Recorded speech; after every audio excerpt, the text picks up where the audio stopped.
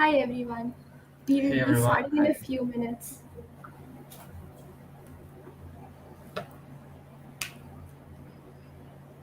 I hope all of you are really excited for the hack.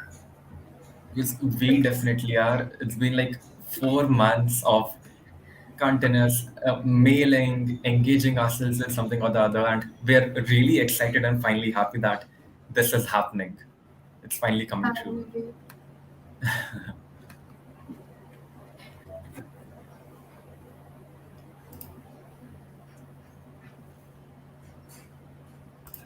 Oh wow, there's already a Manal fan club out there in the comments.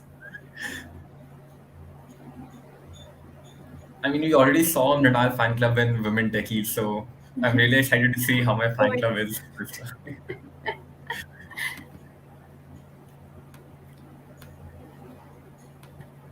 Pastor, wasn't DevJams your first hackathon or something?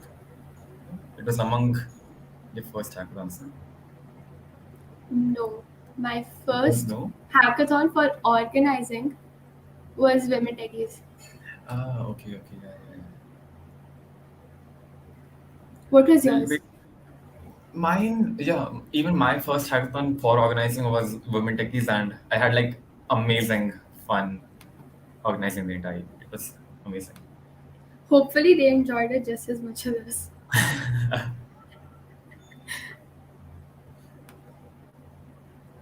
We'll be starting in a few minutes, so please bear with us.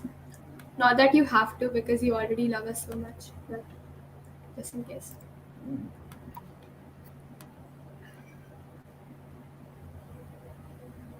Till then, make sure that all your teammates over here have joined the YouTube stream, and we're just going to start in like a few minutes. We're waiting for others to arrive.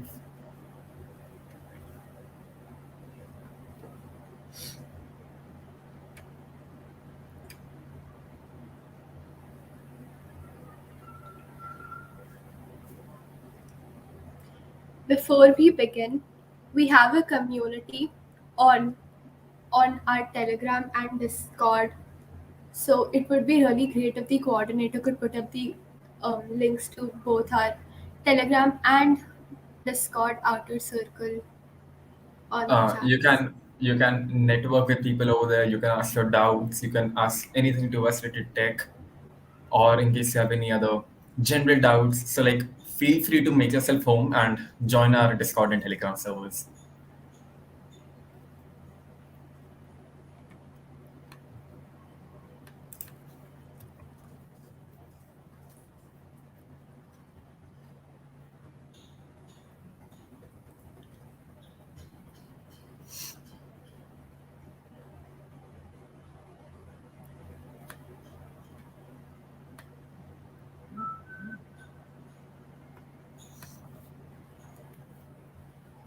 We'll just wait for 1 minute more, and then I think most of us over here.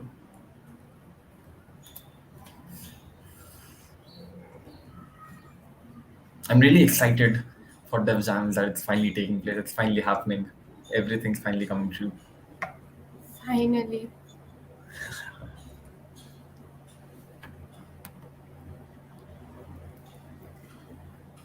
The networking session will be right after our inauguration ceremony till 1 p.m.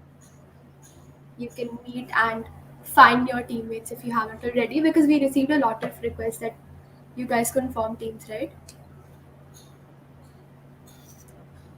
You can Like, also check out a team building channel on the Discord server and find yourself teammates if you haven't found a team already, and make yourself feel comfortable.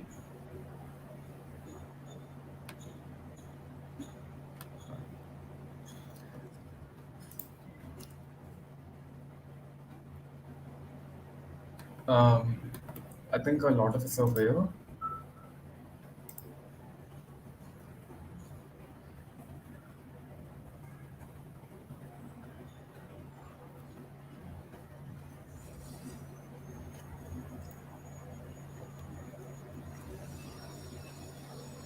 Okay, then I think let's go. Let's begin. Okay, so passengers note: we have finally reached our destination DevJams.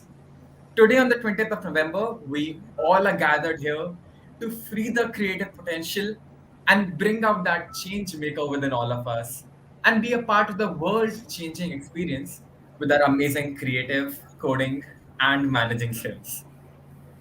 Greetings, everyone. And yes, for all of you who attended our Hack Women Techies this February, we do look familiar, right? And for all of those who are here for the first time, well, my name is Astha, and this is my co host Minal. And we are back again with a new event, new goodies, new prizes, but the same energy as before.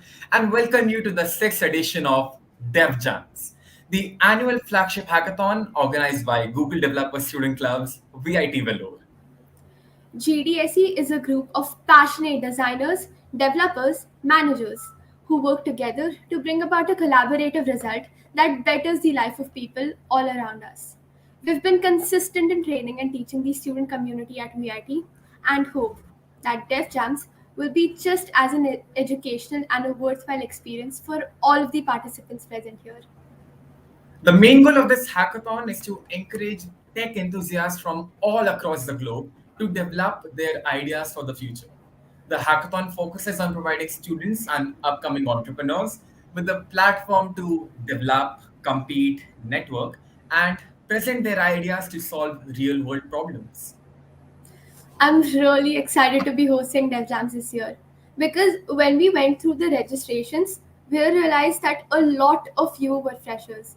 And honestly speaking, I was in this exact same spot last year, just as all of you are right now. And I know how it feels to be attending a hackathon, especially if it is your first time. But hey, don't worry, make yourself at home because the next 48 hours are going to be a total roller coaster with a lots of ups and downs, twists and turns. But let me assure you, in the end, you will end up having loads of funs and might as well end up taking an amazing cash prize home. Speaking of the prize money, Nanal, what's in Yeah. store for all of them? What was the prize money again? 1 lakh or something? Oh wait, we're on the part already? Oh, okay then. Thanks to our sponsors, this year we have a prize pool of over 3 lakh rupees. With the first prize of 1 lakh rupees, first runner-up team taking away 75,000 rupees, and the second runner-up going home with a total of 50,000 rupees. We also have a cash prize of 15,000 rupees for the best idea by a team. And the best part for all the freshers, we have a best freshers team award for a total of 10,000 rupees. But don't forget, in order to be eligible for the Best Freshers Team Prize, all of the members of your team have to be from the first year of college. If yes, then congrats. You're in the race and ready to go. Oh, and also, we have an abundance of tracks this year. So many options that you can choose from. We have special tracks from our sponsors, CrowdStrike, Vicara, Groww, Alchemy, and Ren as well, whose problem statements or tracks are posted on our social media, Discord server, and on the chat box as we speak. But for your ease, we are going to reiterate it once again. Our first sponsor, CrowdStrike, has the track Better Security Against Social Engineering Attacks. Groww, revolutionizing investments in India. Alchemy, building dApps using the Alchemy platform. Thanks to Alchemy, CrowdStrike, and Groww, the winning team which uses the company's products may end up getting exciting internship opportunities with them. And no, this is not just it. We also have tracks from Ren, which is to build a DeFi app with Ren VM. And Vicara has graced us with two tracks this year. The first one being motion tracking and analysis, and the second one being for the developers by the developers. If you take part in any of Vicara's track, you will be eligible to win 30,000 cash over the existing DevJams prize money. Also, every team who deploys their product using Vicara's product pattern or takes part under Ren's track will be eligible to win an extra 20,000 cash prize Yeah, or that's huge. 1,000 USD coin, respectively, over the existing DevJams prize pool. Apart from these, we also have several other tracks for you to choose from. They are diversity and inclusion, professional tools, digital accessibility, hybrid world, sustainability, discovery and innovation, and creativity. At GDSE, we believe in constant learning and building up our student community. And what better way can it be but through our very own mentorship program? Check out the Mentors channel on Discord for continuous mentorship and support and get your doubts cleared.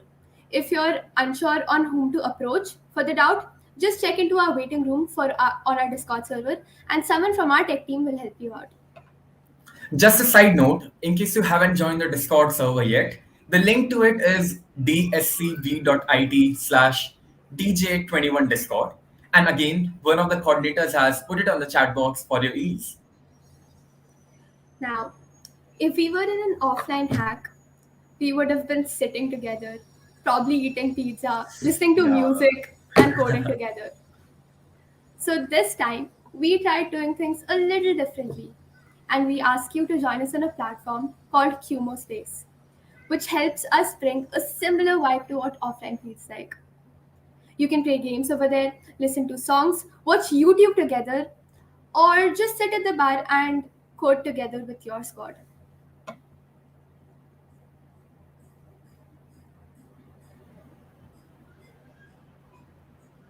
Adding to the fun, we also have come up with a social media challenge for all our Instagram, Twitter, Facebook, LinkedIn, Reddit users coding behind the screens.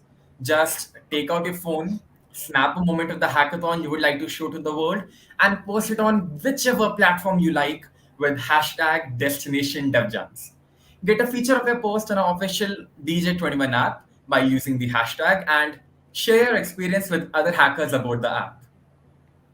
And of course, don't forget to tag us at GDSEVIT Valor. You might be nervous to slide into DMs, but don't but feel free to slide into ours. And send us a screenshot of your post if your accounts are private. 3 easy steps, and you can be a lucky winner for some of those special goodies that we have in store for you. Along with the social media challenge, we have also planned an icebreaker session to cut the awkwardness among all of you and some fun packed games that will charge you up for the hack journey, all mentioned in our app. Speaking of which, we present to you our official DevJams21 app. The app is made to meet all your needs and works as your event manager, social media interaction partner, arcade buddy throughout the span of the hackathon. It's got a carefully devised section that has all the information about the timeline and ongoing events to help you manage your work. Now, had we been in college, we would have networked and connected with people using several apps, right? Like Yeah. LinkedIn, WhatsApp, Facebook, Bumble, Tinder. Lucky for you, our tech team recreated a similar version but for our official DevJams app. Check out the networking section in the app, created so that you don't miss out on meeting other people. And of course, by meeting other people, we mean networking based on your tech skills and absolutely nothing Sure, else. sure. Make sure to download the app because you will be getting all the notifications and updates on the app itself. The link for it is on all our social media handles, the Discord server, and hopefully up on the chat box by now. The app also contains information about the speakers who are going to conduct sessions on their field of expertise in these 2 days of hack. You will also receive notifications, so look out for them. Thanks to our tech team, we also have a highlight section that brings together all the photos that we post on social media platforms using our hashtag for the event. So don't forget, don't forget to unleash your creativity, capture those moments, and share it on your social media. And of course, not to forget, the showstopper of the app, our very own version of the original Snake game with a DevJams twist to help you get through and relax you through those intense hours of coding. Don't forget to take a screenshot of your highest scores and share it on the Train Game channel on our Discord server. The one with the highest score is going to win a shout out on our Instagram. Now that we are done with the boring aspects of what the event is all about, without wasting any more time of yours, it's time for you to start using your skills and give rise to your project the world wants to see. So get onto your editors or your design studios and let the hacking begin. Before we finally let you go, our first speaker session is by Dinesh Punni at 1 p.m. on the topic Introduction to Immersive Technologies. We are very, very excited to have him here with us today. Join us on the same link at 1 p.m. and hear him speak. Don't forget to log into Qmo Space since all of your reviews and announcements will be made on that very same platform. The link to Qmo Space is dscv.it/dj21. It will be put up on all of our social handles as well as Discord server and on the charts. Remember that will be our primary source of communication. So reiterating, make sure to log into Qmo Space and stay available all the time. And yes, we're officially ending our rant now. But remember to stay tuned. All the very best. If you have any questions, feel free to drop them.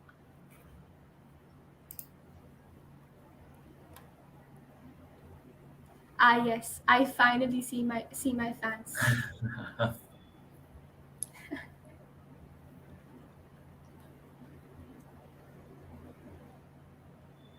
Do you have any questions?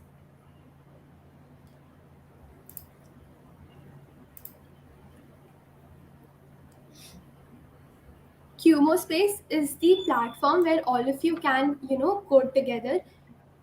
It has a very nice vibe to it, which is essentially why we chose that platform. But all of your reviews and any other important announcement will be announced over there. So it is very important that you and your teammates stay available over there all the time. We're not going to stop you from using, Discord or Meet to have other meetings, but stay available on Qmo Space. Also, Space is a very interactive platform. You'll love using Space, so make sure you go and check it out.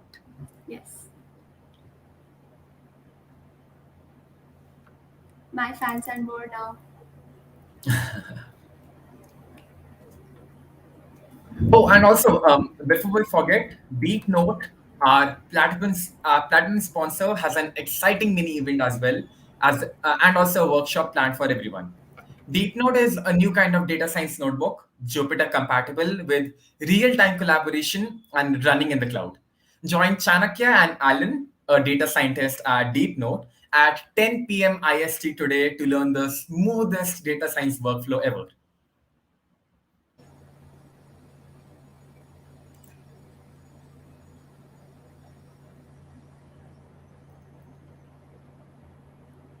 Any more questions about anything? Feel free to drop in any of your doubts, any of your queries, any questions that you have on the chat box, and we'll be answering them all. Oh, how about you let us know if you've logged into Qmo Space yet? Just drop in a yes if you have.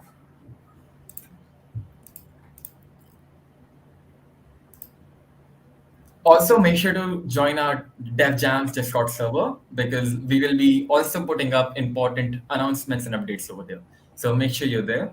The link for the Discord server is dscv.it/dj21 Discord. It is available on the chat box.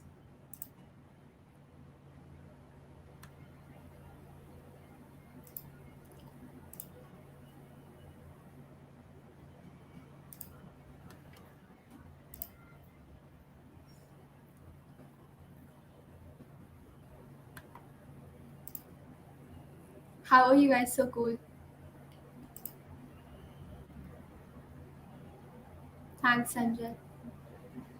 Someone asked, I'm new to this hackathon thing. Is it okay if I participate? To be honest, both of us, Asta and I, started from somewhere. We both had our first hackathon.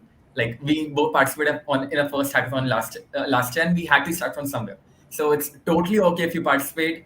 Go ahead. All you need is the will to learn and the enthusiasm to code, and you're just on the right track. And in case you have any problems, our team will be there to help you out.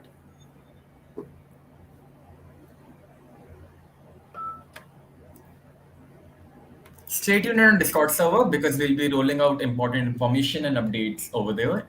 And we hope to see you for a keynote session at 1 p.m.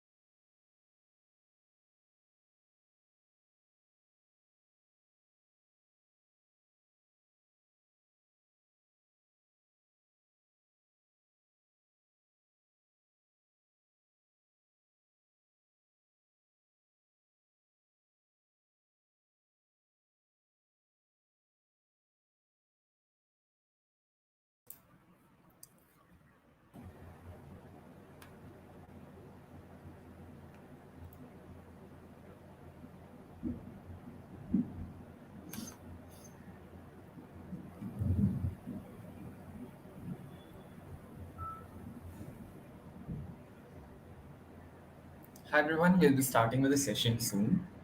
So make sure you call all of your teammates because we're really pumped up and really excited for this session, especially. So make sure you're ready.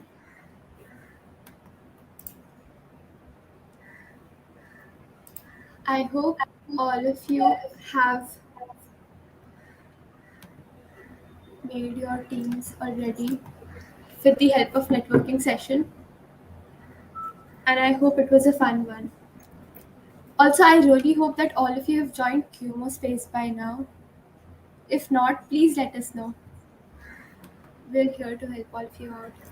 You can move around, you can go to different rooms, you can play music, you can use whiteboard over there. So like interact with QA space as much as you want. It's a really fun and interactive platform actually. I just played a chess session over there with one of the seniors, and I won.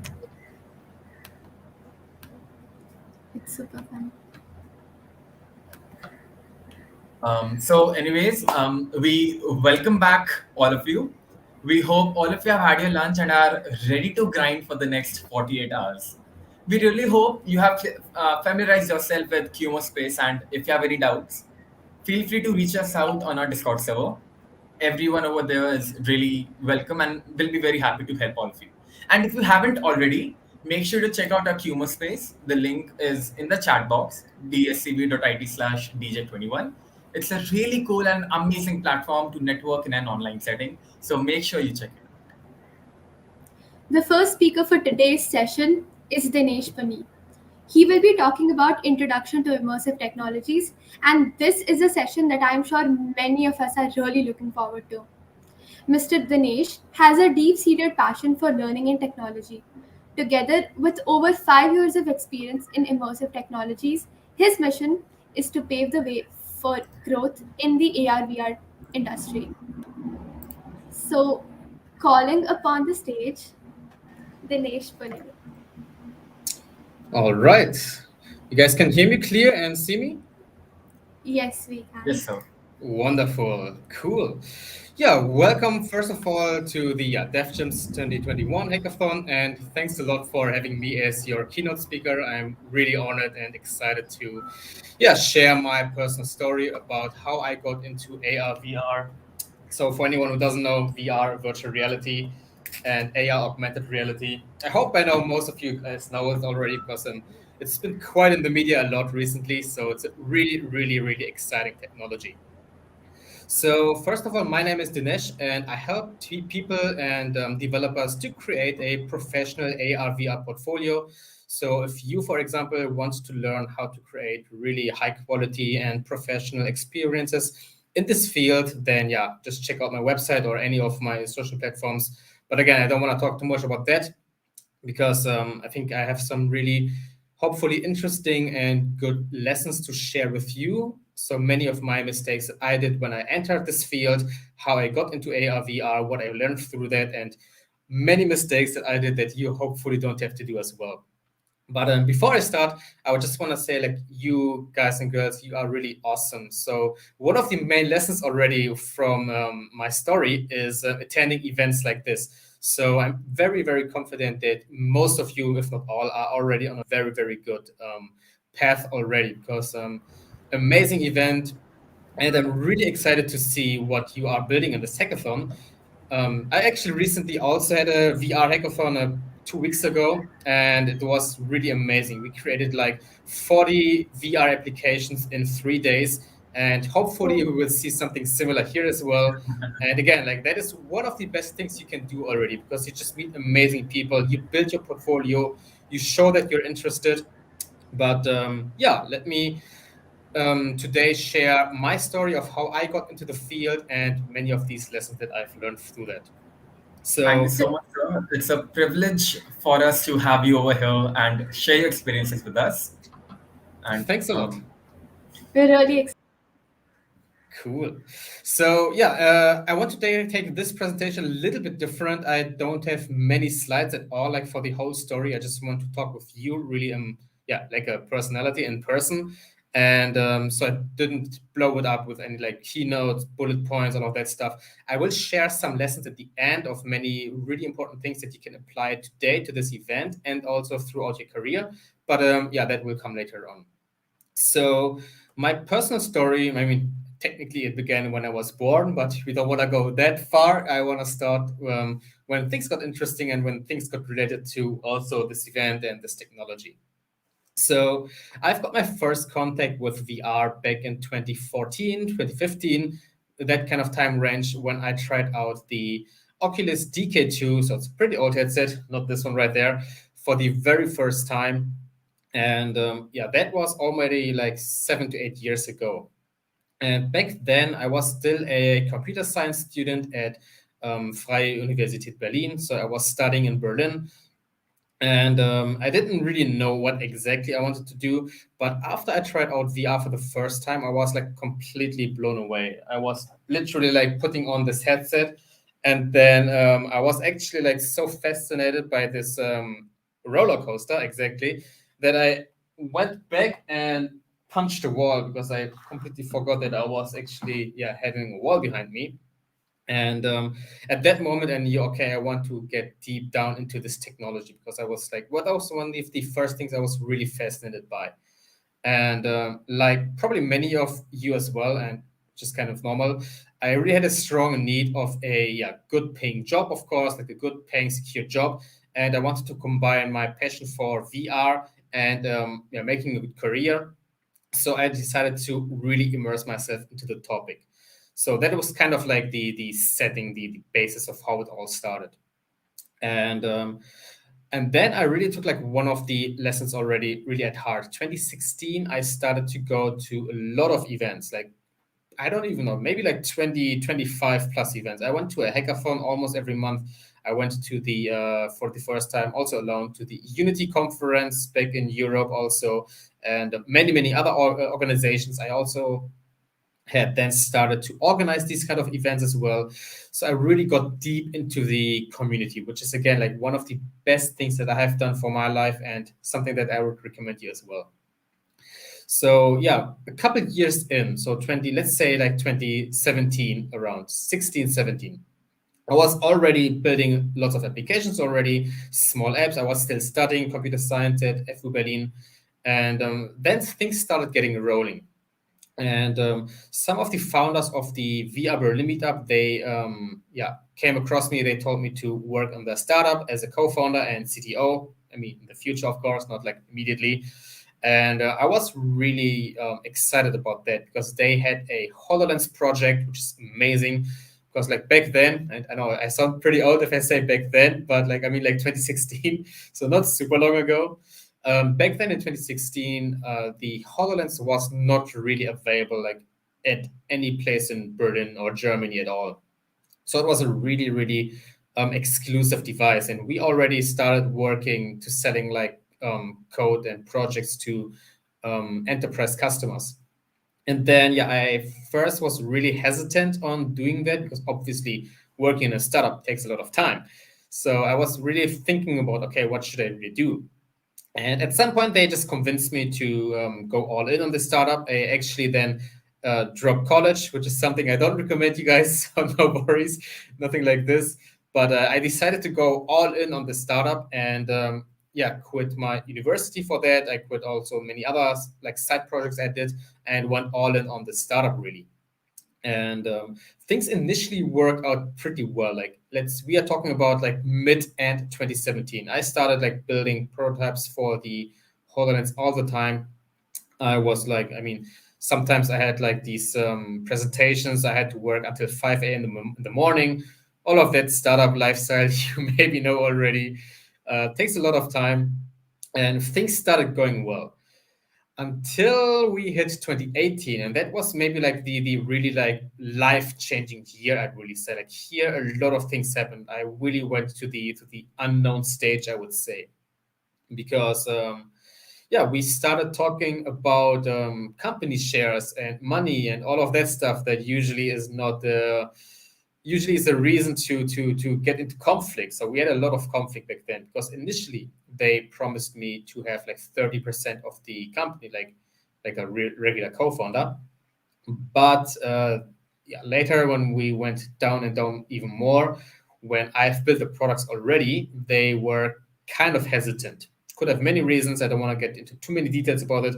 But at the end, we didn't really match anymore.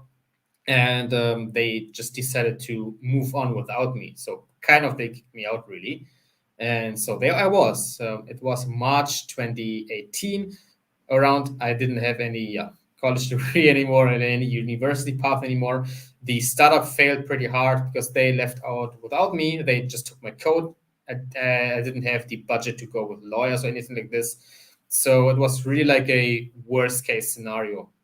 Didn't have much anymore. Then yeah, the next couple months were not too easy on that.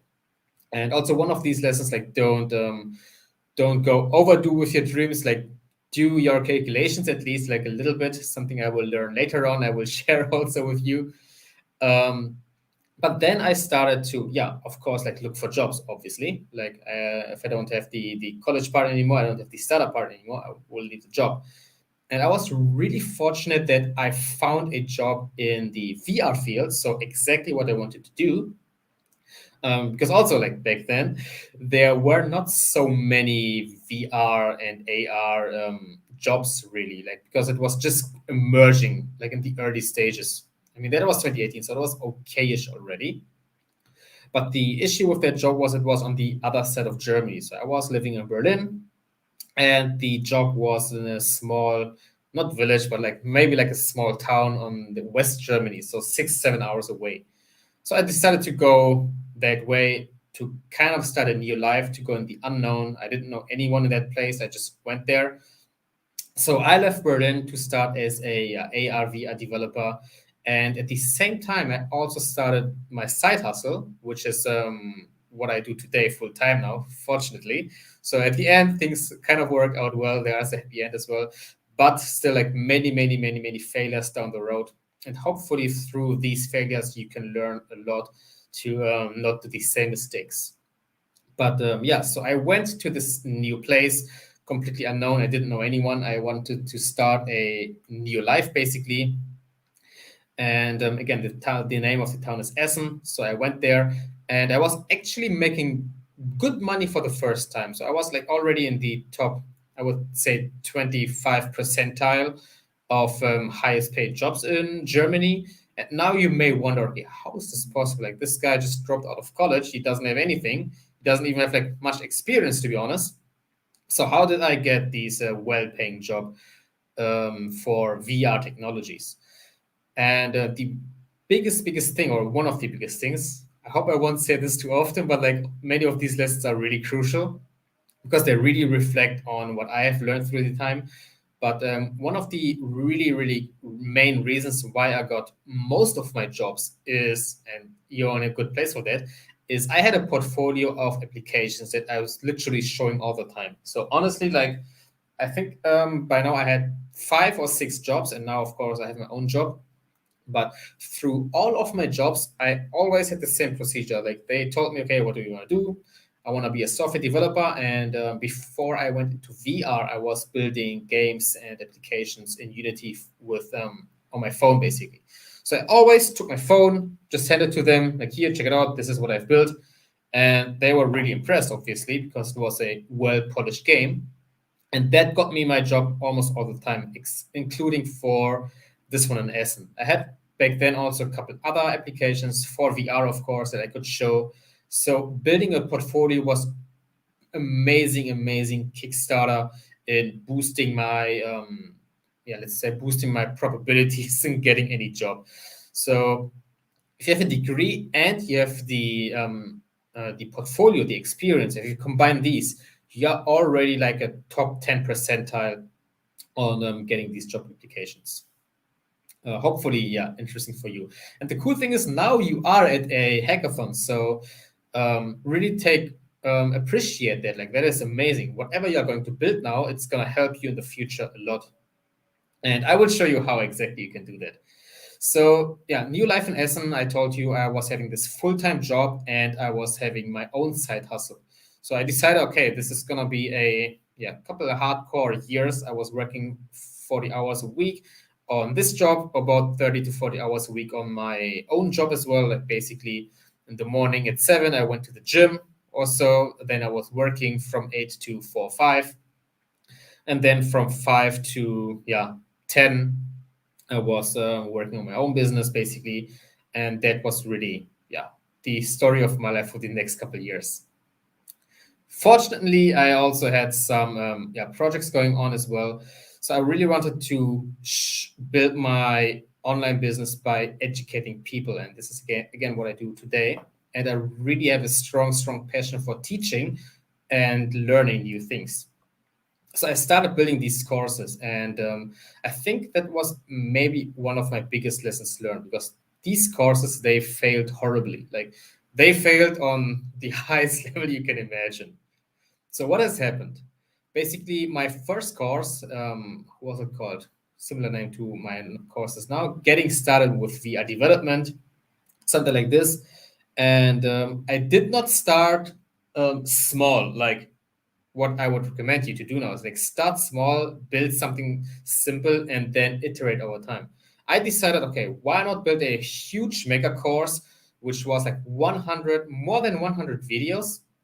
It was like 4 devices. It was covering and now we see who really knows about VR, the old school devices, the Google Cardboard, the initial thing really that came out, the Gear VR, the HTC Vive, and the Oculus Quest. I was covering all devices with 4 courses in one mega course.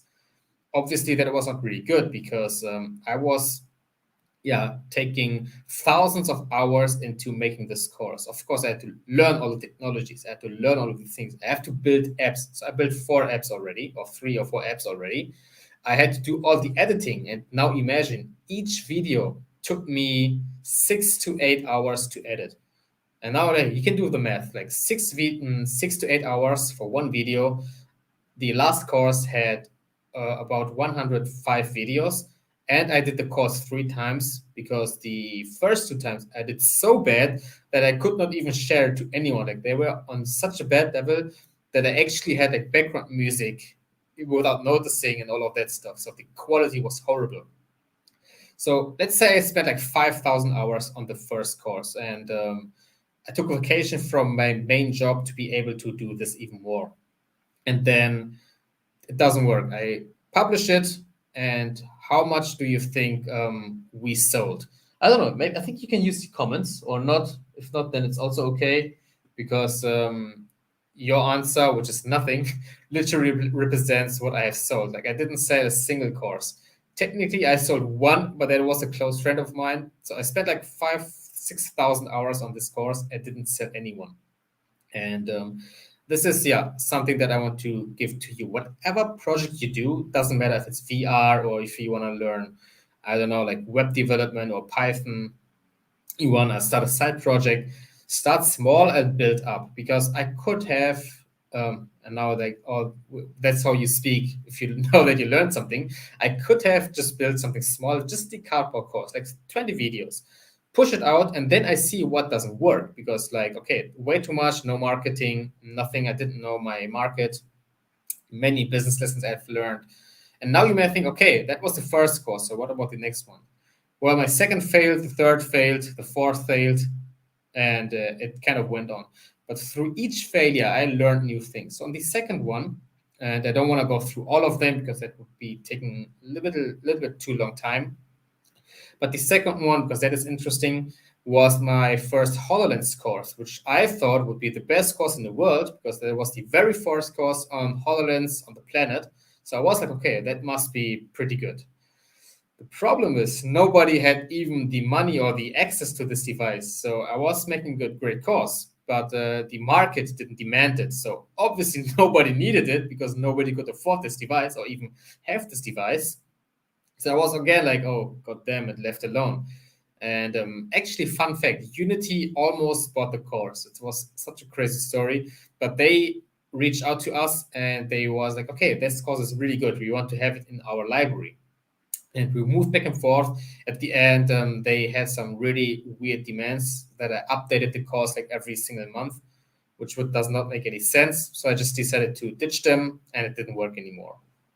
But again, lots of things that I've been doing in this new city basically, and I really wanted to again like progress my career much more. That's what the main thing that I wanted, and then I started also working more on that job as well. And at some point, I actually made it some more money on that as well. And unfortunately, as always, you have to pay the price for that. So I got what I wanted, which is a great career in the AR/VR field, good paying, security. I was leading my own department by then. So now we are talking 2019. I was the lead of my own department for AR/VR. We had amazing projects. I had my side hustle, which slowly started making money because from these lessons that I've learned, like no marketing, didn't understand the market, way too big projects, many others, I started to make my YouTube channel, which is now having, I think, about almost 14,000 subscribers, and we get like 40,000 monthly views, which is really cool. So, by the way, if you want to learn more about AR, VR specifically, my channel, oh, not a link in the description. That is like my YouTube kind of habit, but I will talk about later on as well if you want to, or you can just ask the commentators here as well. But I started my YouTube channel, and that really helped me to understand. Okay, just keep building, and then yeah, again, had to pay the price for that, which was my mental health as well, like mental and physical health, because obviously if you work like 80, 90 hours a week all the time for 2 hours straight without any social contacts, without much going to the gym, without eating so healthy, it really goes down and makes your life kind of miserable. So I had to decide, okay, what do I want to do? And I had this like really great job, but I still had my opportunity with my company, and I've decided to take my own thing further, and I actually quit my job and went back to Berlin. So full circle now. I started out in Berlin. I knew I really wanted to have this thing. I failed in Berlin already with a startup. Then I moved to the other side. I moved to Essen. I took a lot of lessons there. I failed a lot there. I met crazy people, but again, don't wanna stretch too long because I want to keep focused on the learning lessons really. And I got what I wanted, and I had to pay the price for that because again, like whatever you want to do, it is not for free, and that also accounts to health and all of that stuff basically. So I went back to Berlin, and I really have changed my internal state. Most importantly, I was much more patient. I was much more wise because I didn't start to, okay, I really want to make money fast, anything like this. So if you are asking now, okay, how did this guy go back to Berlin with this business that didn't make any money? I took my last job for 1.5 years now. That was much worse than the one in Essen. But again, the main purpose of this job was really just pay my rent, all of that stuff. So then I really started to focus on the things that I've learned in Essen. Also, I went out to the gym much more. I eat healthy much more.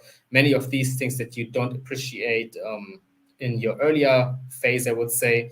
And I started focusing much more on building small things, having a team, building iterating over them, doing marketing as well, all of these kind of things. And yeah, fortunately, this year in April, so I think 6 months ago, around 6 or 7 months ago, I quit my job completely, my last job. And to this day, I'm very happy to say that we are profitable as well. So the company works. Lots of failures again down the road, because then last year I relaunched everything. We had new courses, much better marketing, much better smaller iteration steps, basically different. I tried out a lot of things, and yeah, that really brought me into this field. And what can I say about AR VR now, since I've been in this field for 6-7 years already? And this is hopefully something that, again, I don't know if all of you want to go into AR, VR, because this event is not specifically about this topic. So I don't want it to spend like all the keynote speech about these technologies, because maybe you want to do something else. Maybe you want to do, I don't know, like machine learning or Python or web development, 1 million other topics. But what was the reason why I went through VR, and why can it be interesting for you? So really, first of all, it's extremely exciting. It's really cool. Like there are no rules on that, because you just go here and everyone is right now figuring out how it works. Um, Another thing that is really big is that it is definitely, like, I'm 100% sure on that, it's extreme um, big opportunity for anyone who starts early. Like imagine you had have started. I mean, I think most of you were very little kids by that time, maybe even. But imagine like 2006, 2007, 2008. You had started already with like iOS development or Android development. Like these little apps back then, like 20 years ago, or almost, they did so well because you were the first people to do this. Same is happening for VR and AR now. If you are able to place your market value early, then you get invited to places like this. I got invited to speak at TED, for example, and other big events. Really cool, because I said that in 2016, I really wanted to be the main person, the main focus, main company, everything for AR, VR. And there are increasingly amazing opportunities. Maybe you have realized already, like Facebook, or now known as Meta, they are opening like tens of thousands of roles in this field. So they are completely shifting their focus. And that's a big company, you guys know. And they are completely shifting their focus on AR, VR. So they are opening 10,000 new jobs in Europe. I don't know how many they have in America, most likely also in India. So Facebook / Meta is very strong on that. Google, you guys, that's a Google related event. So Google's Student Developer Club. Google was one of the earlier companies who was also with the Cardboard, Google Cardboard, and then the Google Daydream, and now they will come back probably. The AR Core. So Google is also very deep into AR. And obviously, that will create a lot of jobs. Apple is also extremely big, like all big companies, except I don't know much about Amazon, but otherwise, all very big companies are extremely immersed in this field, extremely focused. And now, the biggest buzzword of the year, the metaverse, maybe you've heard already, it's the new biggest trend, I would say. But again, like all companies are jumping on this metaverse thing.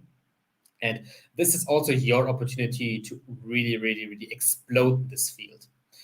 Yeah, so let me actually share my screen, because I wanted to dive back to some of the lessons that I've learned through my story. So a few of them you can apply today already and tomorrow on this event, and some others hopefully will accompany you through the whole career. And they really were the things that has helped me the most. Again, I could probably go with like 1 billion lessons that I've learned, but I think that would take a lot of time. So I will stick to 3 main lessons for today and 3 for your career progression, because these are really the initial things that got me started. Let me just see real quick. Give me 1 second.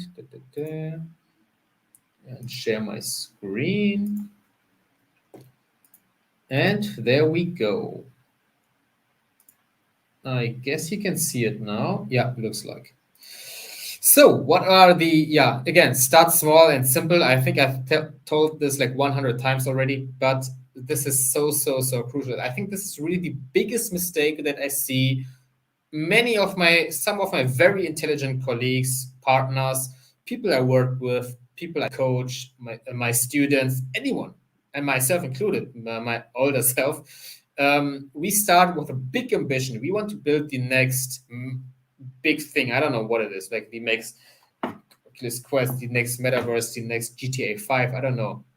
But you don't have the experience for that, and you want to learn through small iterations. So this jam is perfect for that. If you want to build a business, don't go with like 1 billion euros or dollars that you want to do. Try to sell like one person, maybe like 10 euros, or I don't know, like 500 rupees or something like this. And that kind of helps you to learn through your mistakes a lot more, because you don't spend so much time, money, and resources into these things. You can learn a lot already when you just do it for a few days. And that's why I think this is one of the most important things that people nowadays just don't have. There's no patience. And the dreams can be big, but the steps have to be small. I guess, yeah, that sounds almost like a quote. Next thing, this is something that I really learned in Essen, and now since I'm back in Berlin. Again, like this crazy because like the deep dive in this unknown place has brought so many lessons that I took back already. You need a team. And back then, I had one co-founder, but we did almost ourselves. I was doing all the editing, I was doing all the videos, all the marketing, the designs, the coding, of course, learning the things, the communication, taxes, and I don't want to stop. I want to stop because it's getting too much. Then now we are a team of 4 people. We are all doing stuff, and not only is the workload much less, it's also a lot more fun. You learn a lot more, and obviously you cannot do anything, you cannot build anything substantial alone, so you always will need a team. And this just helps so much, and the earlier you do it, the better it is actually. And I know for many developers, myself included, most developers, not most, but many developers are actually like solo people. Like they just, because they can build everything by themselves. Technically, you can build everything by yourself. This does not apply to many jobs or many careers actually, but developers can do it. And that's why it's specifically important for us devs to know that you can do so much better in a team than whatever you build alone. And the last thing that is really important, especially that you can apply early on, as early as possible, is show your work. And I don't want to stress enough. I cannot stress enough how much this helps really, because it is something that has boosted my career the most. Show work basically means show it online. So it doesn't matter if you do it on Facebook, Instagram, Twitter, LinkedIn. By the way, I would prefer LinkedIn because that's the best for business. I started my YouTube channel. Now I have like 40,000 views every month. I have literally emails every single day of people like also this event. Like, how do you guys think the organizers reached out to me and told me I have to do this, or I can't do this keynote speech over here? How do you think I got invited to speak at TED or any other event, basically? 95%, I would say, maybe you can agree, that it was because I'm very active on LinkedIn, I'm very active on YouTube. People just know me. If you just put become a VR developer on Google, my pages come the very first. And that just helps a lot. The cool thing is, this is all of that stuff that you can apply today. Also, how to make a good game jam. Again, make a simple game, make a simple thing. Don't try to make super complicated mechanics, super big ambition thing. You only have a couple of days. Work in a team, because it works, but it's so boring doing it alone. So look around left and right, get a team, and do it together. And whatever you build today, show it. Show it. I don't know, like you can print it out and show it to people. You can take a phone, shove it some people's head. You can make a video, post it on LinkedIn, post it on Facebook. If you want, you can even tag me, and I will push it even further. I can help you with that. But whatever you build, put it on your website, put it on your portfolio, maybe make a YouTube channel, just share it with the internet so people see the awesome things that you've built. And again, that is incredible. Let me just get a sip of water.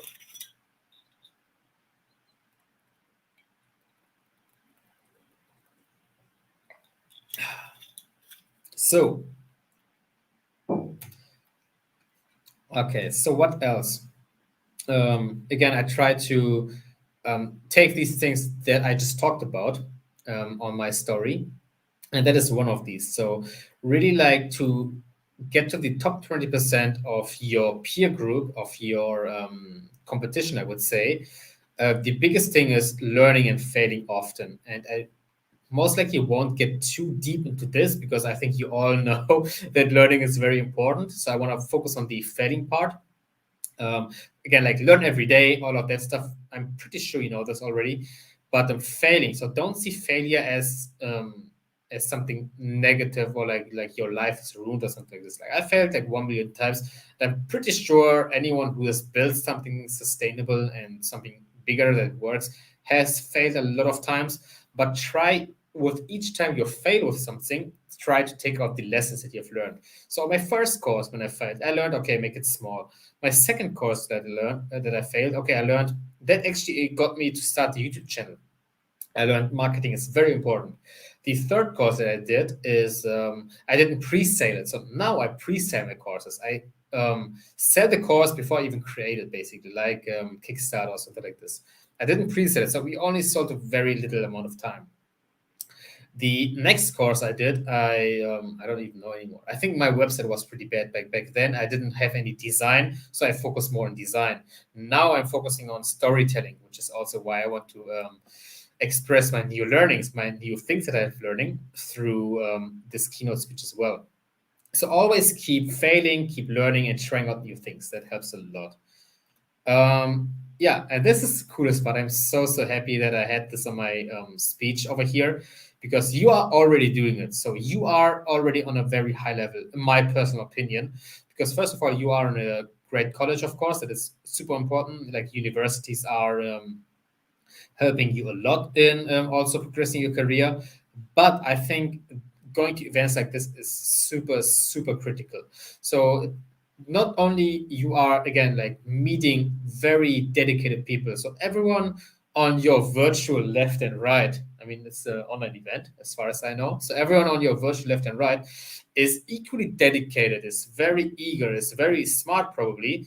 So these are the people you want to be with. So team up with each other and stick together, basically, because most often you find the most interesting people in events regarding to your niche. And that helps you a lot. Like I got most of my jobs, most of my opportunities by going to these kind of events. And the last thing, and this is a big one to be honest, so I will try to keep the steps simple and not go too deep into this, but build a personal brand, which relates to show your work online. If you share your thoughts, your learnings, your lessons learned, just like I did right now, or your beliefs, even like what you think is good, what you think is not so good, if you share it online, because as you know, our world is becoming digital more and more and more, especially with this whole metaverse thing. We are putting our attention, everything online, our digital representation. I mean, that's just my calendar right now, but our digital representation. So, what I am presented online on LinkedIn, for example, is how people see me. Of course, that's always like a slightly different variation of who I'm actually. And things are moving online more and more and more. And the more you can show it, the more you can be in this playing field as well, the higher your chances are to be like recognized as one of the thought leaders of anything like this. So I really believe that this is one of the best things that I've done, doing my YouTube channel, being a very active on LinkedIn. I tried out Instagram as well and some others, but again, it comes back to the try out new things. These two, YouTube and LinkedIn, are my personal favorites. You can do whatever you want, but just show your work online, and that is so critical. And yeah, I think summarize again, learn and fail, go to events like this, build a brand. These things are incredible. So I think this is it. Yeah. I guess we also have 15 minutes to talk about questions and thoughts on all of that stuff. So I will just give out the mic to the organizers. You guys know the best how to move on. If you want to reach out to me, again, you can just Google my name and then you will see my website, my YouTube channel, my LinkedIn, whatever you are, whatever you prefer. And thank you so much for having me. It was a pleasure. And yeah, awesome. Let me just stop my screen sharing. That was really amazing. There we go. I've actually always wanted to try out AR and VR, and I personally loved it a lot and got to know so much from your session. Thank you so much, sir, for that wonderful. Very cool. We also have some questions here with us that the audience asked while you were giving your session. So can we Wonderful. ask them? What are the differences between the work and technologies of a full stack web developer and a VR developer? Okay, let me see. I mean, I'm not I've never been a full stack web developer. I know a little bit about them, but in general, difference between work and technology. So let me start with the work part. The work, obviously, you are working on different things. So I think the main difference is, to my personal opinion, is that web development is very established already. There are a lot of rules how to build apps. It's very clear. You have to use this button size, this color, this grid, this way, these notifications. It's very clear, which is good and bad, I guess. It's good because there are rules written out already. It's kind of boring because you don't have any exploration. With VR, it's a complete new field. Nobody really knows the rules. Like, how the hell do you build a great UI for that? How do you do storytelling? How do you engage the user? How do you build it? How do you not make them motion sick? There are many unwritten rules with that. So the way of working in VR is a lot of discovery. You are like diving deep into an unknown ocean, kind of, and sharing your lessons with other people. So there are not many written rules already. We do it at our company. We learn new things all the time. We test them out. We write them down as guidelines. But I think that is the main difference, I would say. And of course, I mean, a bit biased, but I think this is much more exciting. Not only VR, but AR as well is super exciting. And this is kind of like, I've been building mobile apps as well, but kind of, yeah, gets, to me at least, it got boring by doing it too much. That's great, sir. That actually, thank you so much for that. Um, the second Okay, question is, how do you see the XR field growing in the coming years?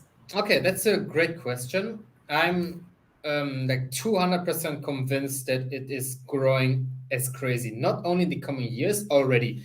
I mean, I don't have any charts right now, but we can share them later on. I don't know, some extra downloads, whatever.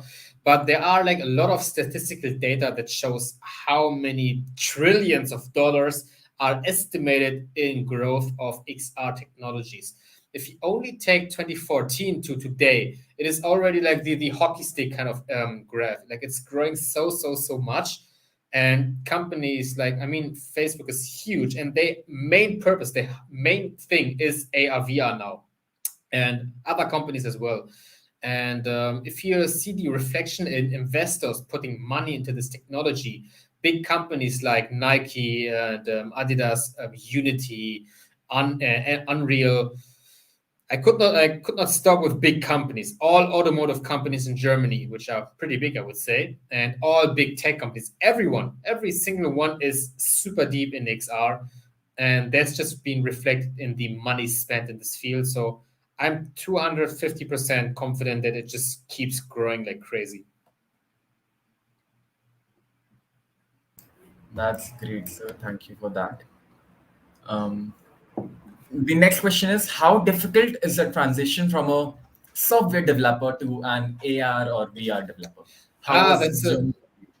That's a wonderful question, because this is probably one of the most questions I get asked.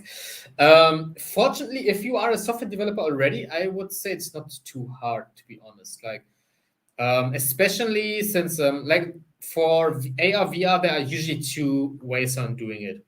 There's Unreal Engine and there's Unity. I personally work with Unity, so there's C Sharp and C++. If you know Java already, it's almost exactly the same as C Sharp, for example, so the switch is even easier. But in my opinion, if you can code in any language, if you code in Python or whatever, then you can just learn the others. The basic principles are always the same. Like, programming is programming.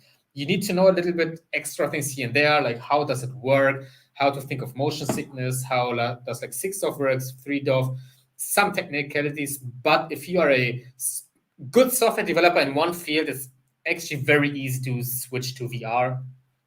You just need to know the tools, the guidelines on what to do, and of course, I teach all of that on my platform, Immersive Insiders. So we have a completely beginner focused Unity course, C Sharp, AR, and VR, all of that stuff. I mean, you don't have to take my courses. You can just Google it and see it online on YouTube, whatever, if you don't like my stuff. There are others who do this as well. But I think it's pretty easy switch. Sure, sir. The next question, moving on to the next question. Can you give an overview of XR technology and how it works? Yeah, that is pretty good. I mean, I don't have any graphics right now, but I think I can just say it like this. I think it's easy. Sure, sure. So generally, what I would say, like XR is a accumulated term for AR and VR. There's also MR, which is mixed reality, but I don't want to confuse it too much right now. So I will just keep it to VR and AR. VR is this here. You put it on, you don't see the world anymore, virtual world. AR are two ways. So first of all, there's mobile AR, which is basically you use a camera to add digital content to your world. And there's head-worn AR, I would say. So you put on the headset, but you still see the outside world. So it could be a camera, it could be a sunglass style of thing, like geo glasses, for example. This is AR. And so they have different use cases, of course. Like VR is really helpful for like virtual trading, fully putting you in the world. AR is really helpful because you don't have to be outside of the actual world. And I don't want to get into the specifics too much because then the question would be really, really long. But for VR, there are like two branches. There's mobile VR, which is like, yeah, standalone. Everything you need is this thing. And then there's PC VR, which is like tethered. It's a cable on your PC. And the difference is like the quality of image resolution. So PC VR is like high-end graphics, super realistic, but it's not mobile. You need a PC all the time and the cable. Standalone VR is very good because you can just put it on, it's done, but the computing power is much less. I think these are the main things. So you have AR and VR. On VR, you have mobile and PC. And on AR, you have mobile and also mobile head-worn AR. Yeah. Sure. So honestly, the headset looks really very cool, and I think I speak it for everyone. So Cool. Yeah, I moving on I have to about 10 others here as well, but I only wanted to show one. sure, sir. The next question: which would you like people to begin with? Is it VR or AR? Do you have any special preference? Like, Okay, that's very good question so far. I'm very happy about that. I like the quality of questions. It's mostly based on personal preference. It totally doesn't matter if it's VR or AR. So I would start with your personal interest, of course, and your resources. So basically means, do you have an AR phone ready already? If you do, you can start with AR. Do you have a VR headset? Then you can go with VR. So it actually doesn't make any difference. And they are also similar, not exactly the same, but they have similar traits. There's a lot of overlap in AR and VR, which is, of course, why Unity has this XR toolkit, which is one for both, for example. But just start what you like and what you have at hand right now. sure. Thank you so much, sir. Going on to the next question: do you think the cost of VR devices could go down because not a lot of people can afford it right now? And do you think that the cost will be a barrier to the metaverse?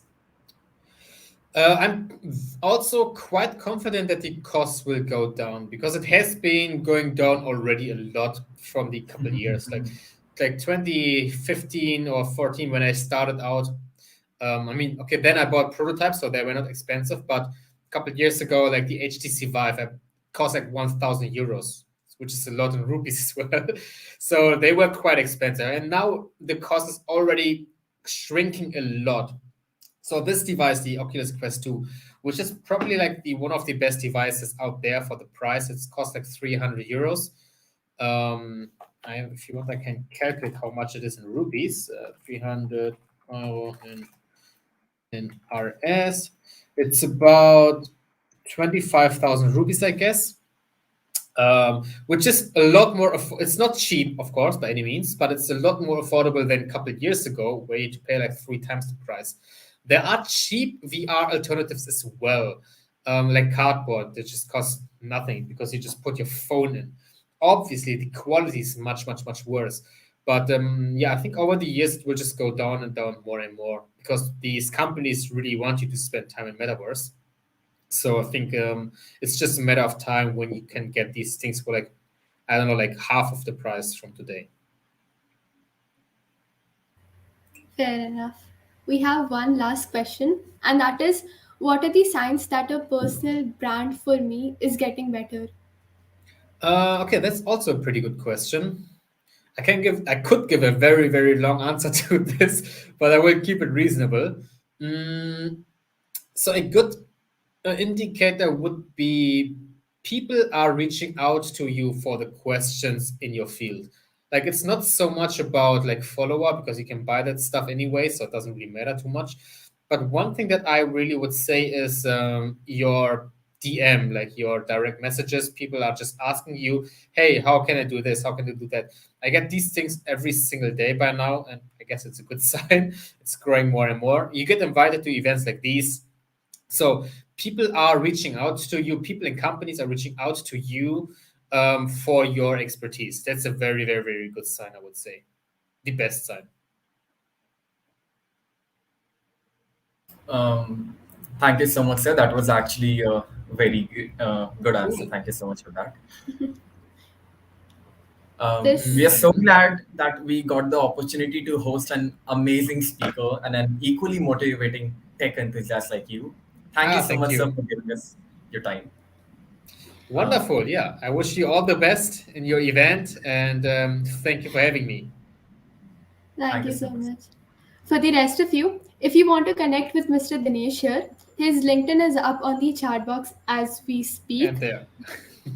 And yes, and on the ticker there. Please feel free to reach out to him and ask any queries if you have.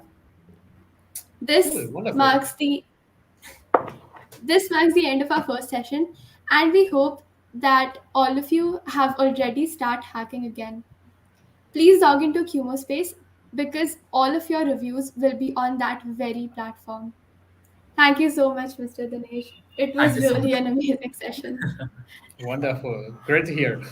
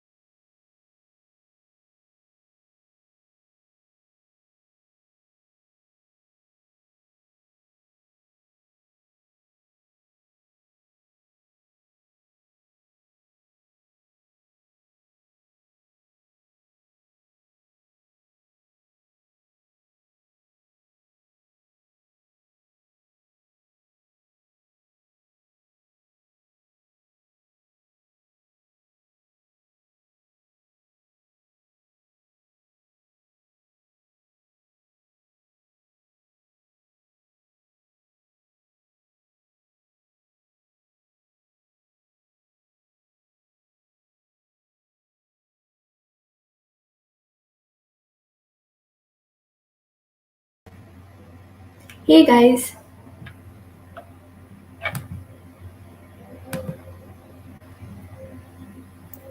Hey everyone, hi, hi.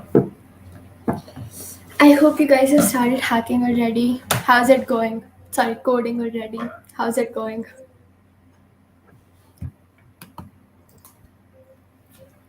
I hope it's going great for all of you. The initial hours, complete full-on coding, it's planning, it's designing of the project. I hope it's getting fun. We'll just wait for some time. We'll wait for more people to come, and we'll start. Till then, I hope you all have joined our Discord server. If you haven't, is dscv.v.it/dj21 Discord.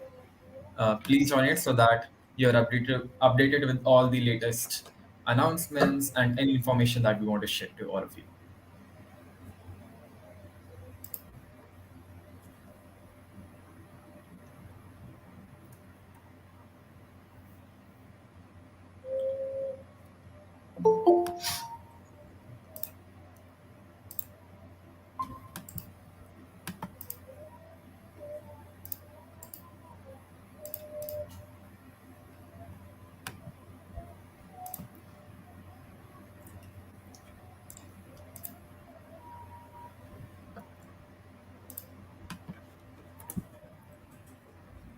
Anyways, Asta, how was your first hack like?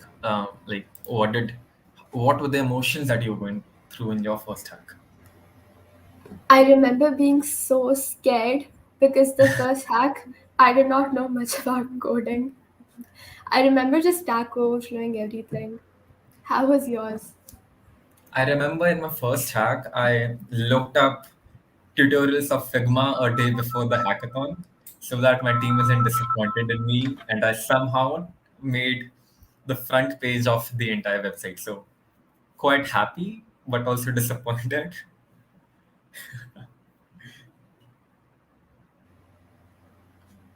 It is like that sometimes.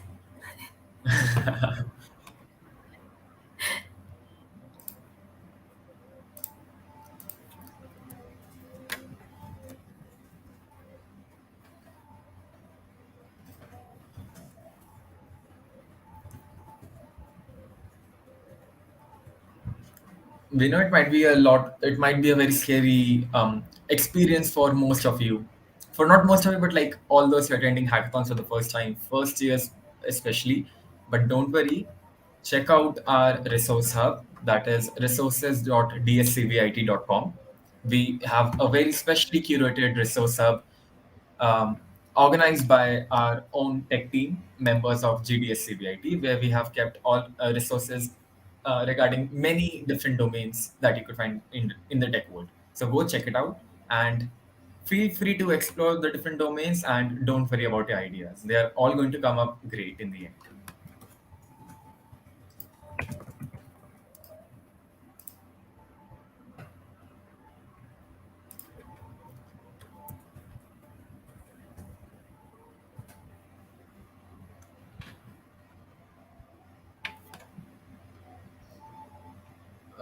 I think we have got a good audience. So should we start? Let's start then. Yeah. Let's Cool go. then. So welcome back, everyone. It's been, I guess, 4 hours, around 4 hours already since the hack began, and someone really truly said when they said that time flies away in a hackathon. We hope you have formed your teams by now, and if not, don't worry. And have started working on your ideas that you submitted on our portal. We can't wait to see what your final projects look like. Coming up next is Mr. Neeraj, the founder and CTO of our diamond sponsor Groww. Neeraj is responsible for product development and customer research at Groww. A passionate engineer, solution developer, and coder, Neeraj was with Flipkart as an engineering manager prior to starting Groww. He holds a BE degree in IT from ITM Gwalior and a PG diploma in advanced computing from CDAC.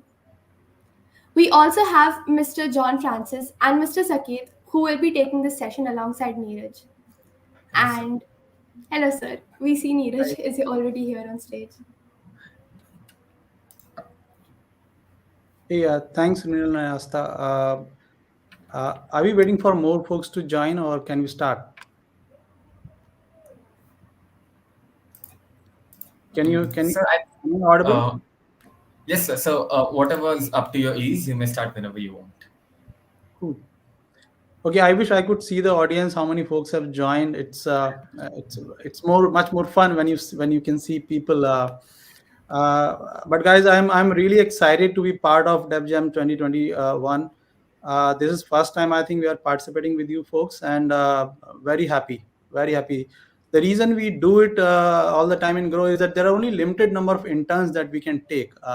You would be surprised that Grow is one of those companies who takes as many numbers of interns as many engineers we have in the company, almost 1:1 pairing, and that is crazy. But still, I know a lot of students, they don't get mentorship, the kind of mentorship that they should be getting in their final days of the college. So what we have started is that we do participate in these kind of hackathons. We go, we mentor folks, and that is the reason we have especially created a channel on your Discord where bunch of very super expert guys are there with you to mentor you all with all your problem solving that you're going to do. So and I think the kind of the event that you've organized, it's huge, and kudos to the organizer.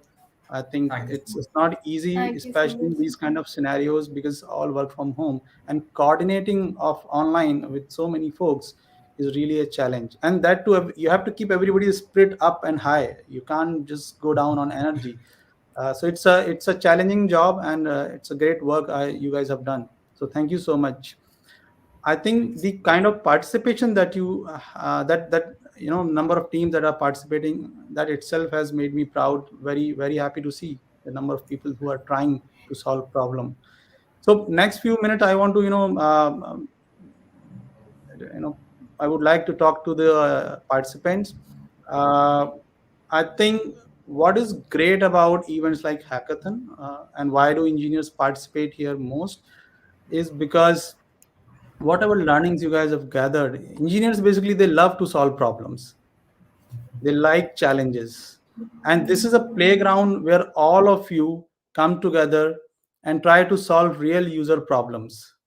So I think everybody who is participating today, instead of worrying about whether your hack will be complete, how much you're gonna build it, how much you're gonna succeed, who's gonna get the first prize last, what is most important is that you give your 100% to it. I think rest is least important, and I think idea plays an important role. So whatever you're gonna build, make sure that you're solving some problem, some user problem or some tech problem which exists, and your solution is going to solve that.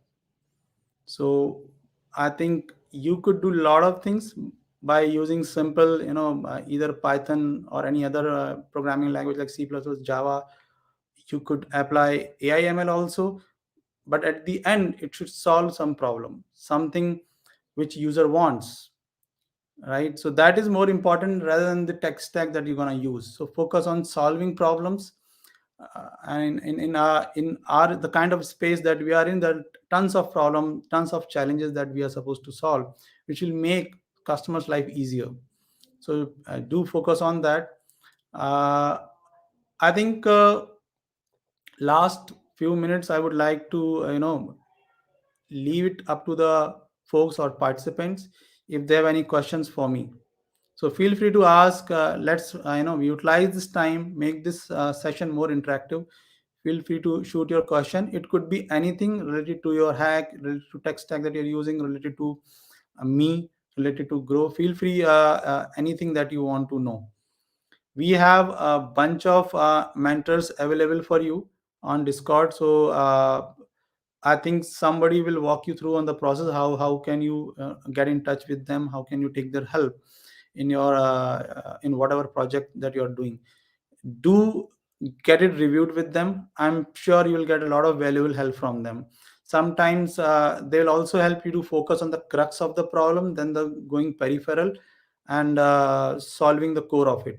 So do use their bandwidth also. So once again, thank you so much participating in the hackathon, and very happy to be part of this event. Let's open up for the questions, guys.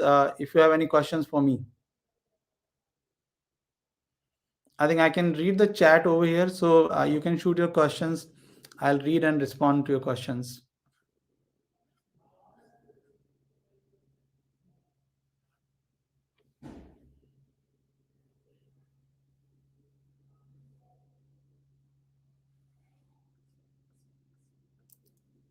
Mrinal, do you have access to the questions?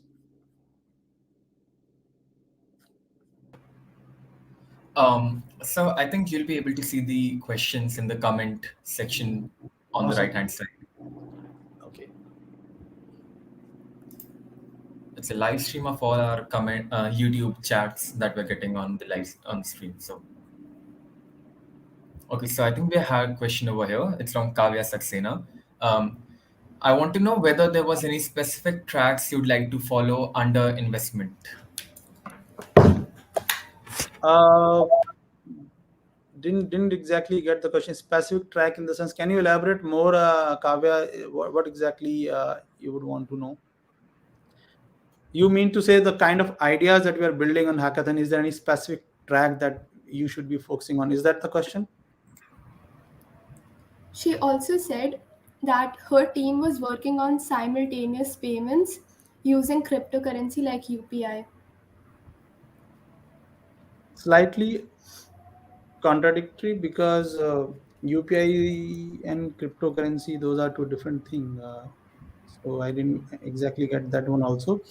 But looking at the the terms that you have used, I think it must be very exciting idea. Solving payments using cryptocurrency, definitely, it's a new thing, especially in our country. Not many people have would have thought about it or used it. So it's a great use case. Uh, though it is not yet considered as a currency, but definitely it's a great use case. So if you are trying to mimic UPI kind of experience using cryptocurrency, definitely I would say it's one of the great idea. How does Groww manage to constantly update users with high speed data flow of stock data? That's a very good question, and I wish I could explain the entire tech stack that's being used. Uh, but I must say that it's not a big deal. You guys can do that in college. If you have our time, let me know. Stay in touch with mentors. I'll guide you how to do that. It's not something which needs any rocket science. It's just about managing skills. So if you can do it for 10 users, you can do it for 1 lakh users as well. So you give me a solution for 10 user, I'll let you know how to scale it for the lakhs of user. So we use socket programming. So all the users, whether they are on web or app, they are connected during their live market hours. They are connected through socket. So the data is being pushed from the servers. It travels fast, and it reaches to all the devices who are connected to our servers. So you can try out this at your end. Let me know if you feel any if you see any challenge. Of course. Another Hmm. question. I want to build a platform where a user can define the kind of stocks and investment opportunities they are interested in, and on the basis of their portfolio, it suggests them such opportunities. Do you have any suggestions on where I can get some data for this from? Mm, got it. I think all the historical data, because the kind of portfolio and ideas you want to suggest, all this historical data is already public. You can, for your, I think, idea, even a point proof of concept is enough.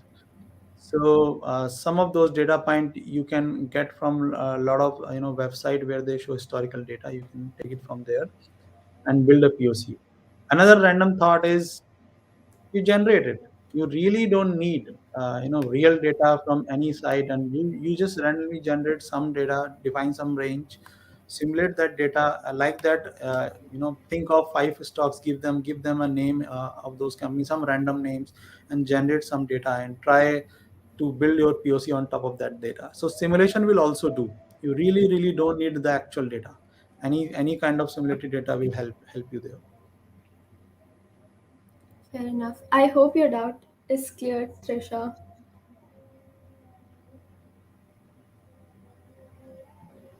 Cool. Didn't we miss anything, right? We captured pretty much every question.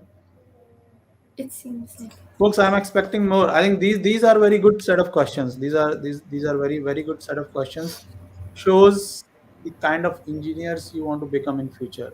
Shows your depth of thought. So very good questions. I would say others also do not hesitate. Feel free to ask. Oh, we have another. What are some ways I can get into investing with small sums? Just do it, right? Just But there's start it. always risk involved, right? What Major risk. for a small amount? What is the risk? So I I'll tell you what is a risk. So when I was in Flipkart, when I left the job and started off doing a startup, that was a risk, right? But there is a way to look at it. Uh, Many people might think it as a risk, but I see that as an opportunity. So the thought process behind that was that if you stay in job, work here another for another 2 years, or if you get out and do your own startup, at the end of 2 years, even if your startup fails, you will be a better person, you will be a better engineer, you will be a better leader, right? So I don't see things from risk perspective. Always be forward looking. Think from perspective, what it will add, what kind of value will it add to you, right? Many people go for short term gain. And anyway, when it comes to investing, small sum is the cost of pizza. Assume that you didn't eat your pizza that month. So I always Fair. give this example because today a pizza, medium sized pizza is 500 and above. So if you are investing 500 per month just for your learning, consider that as an investment for your course or fees for your course that you want to learn. If you're lucky, you will make some money. And I haven't seen even in the worst case people losing all of their money. That hasn't happened unless you are getting into future and options. So learning wise, it's a good way to start with a small sum. Another question. How and where does Groww utilize machine learning in its product? And are there any specific roles for which you hire interns? No, we don't hire interns for any specific role. We hire them only from the perspective of training them. Today, if you see the industry around us, everybody wants good engineer, but nobody wants to produce them. So there are consumers everywhere, but nobody's investing in making our engineers future bright. Nobody's investing in partnering with colleges, mentoring people, helping them out. So I think this is very important because the job of engineer is the primary ability that they gain is the ability to build something, ability to make, no matter whether you are civil engineer constructing dam or roads, or you're software engineer constructing building softwares. So I think it's everybody's collective responsibility that we train people. They join this company, that company, do not matter, but at the end learning is very important for all of us. And I think the way we are going, we will need more engineers in future. Now coming to the second part of the question, AI/ML, I think uh, one such learning that we had, AI/ML is good, but it has its limited uses in the kind of work that we do. Sometimes we feel that if we put AI/ML, it is so cool that it might impress hundreds of people.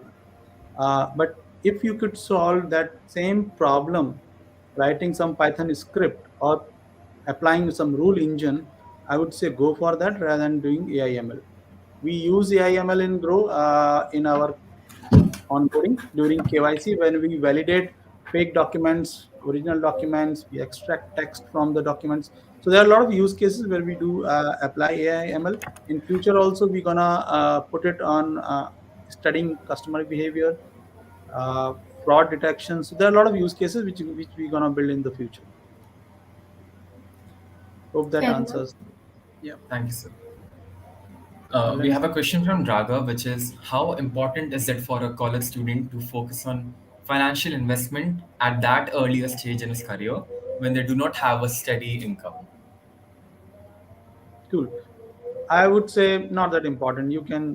Uh, you can. So if you are interested, you can definitely use this for your own learning. But if you look from the importance perspective, it's not that important. However, this is your age. This is the time where, if you see, everything is important. Your future, your health. Some people will start adding gym. Some people will start worrying about higher studies. So a lot of things kick off at that point of time, and you have to make your choice. What you want to become, what you want to do. So if you're interested in financial services, in investment, you want to learn more, you could. But there, I think it's not that absolutely necessary for everyone to get into all of this. There are hundreds of things in life that you can aspire for, and you try out. Any tips on how to get into investment banking?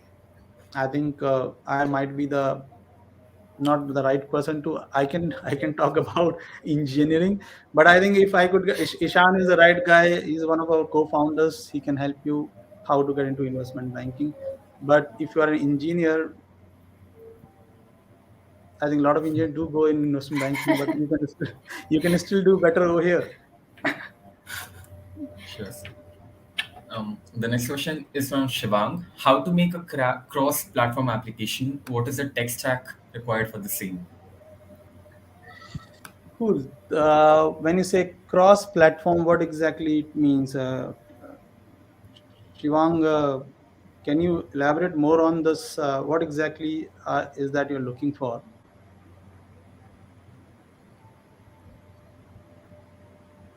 Because Until he replies. yeah, let's take up the another question. Yeah. Hello, sir. Love to have this opportunity.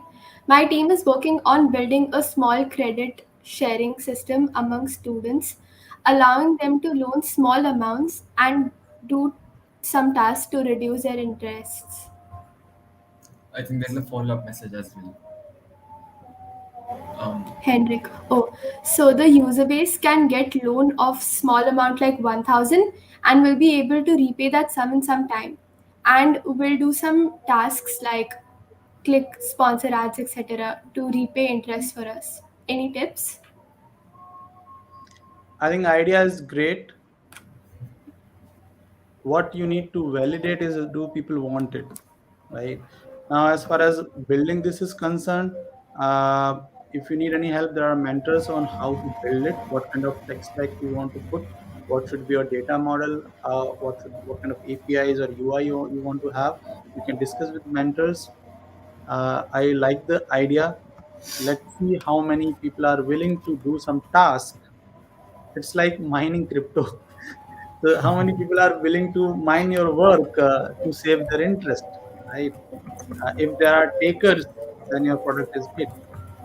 One of the interesting thing is that you can do these kind of research on the hypothesis that you have within your college only.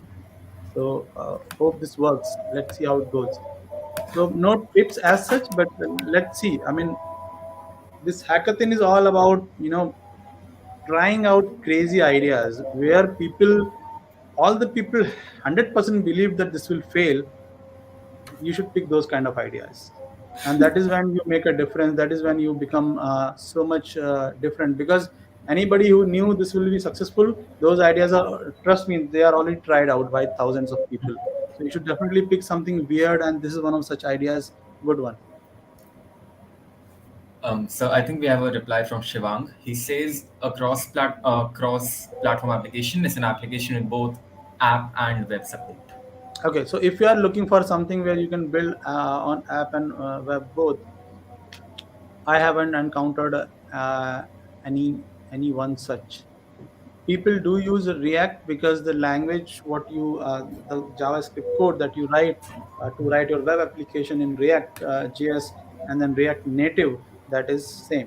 So anybody who has worked on React can definitely work on React Native. Same thing goes for anybody who has used web technology. JavaScript can work on Flutter. So those kind of things you could do.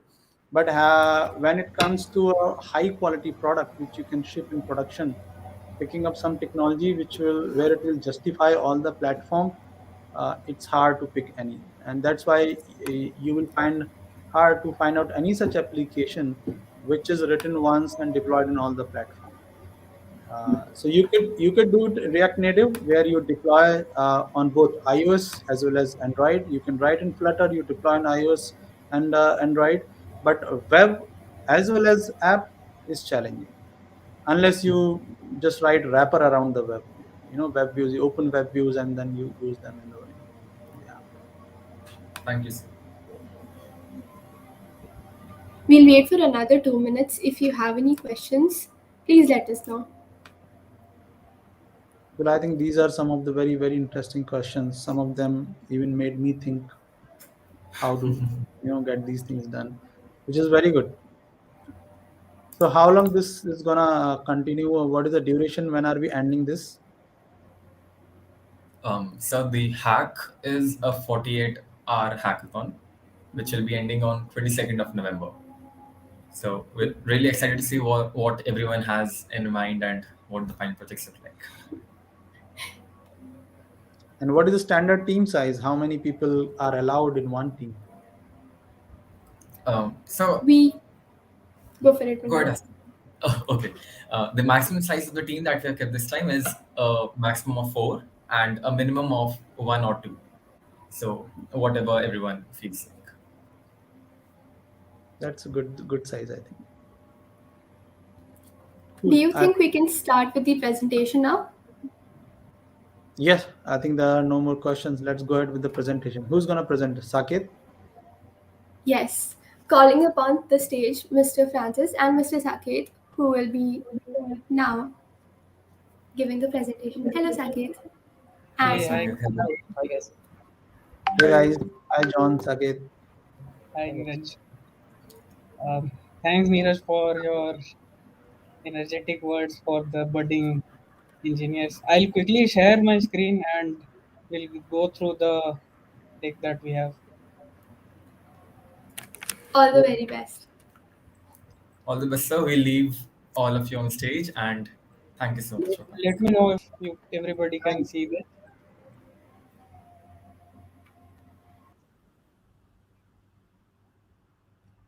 Is it visible to all of you? John, No, hello? right.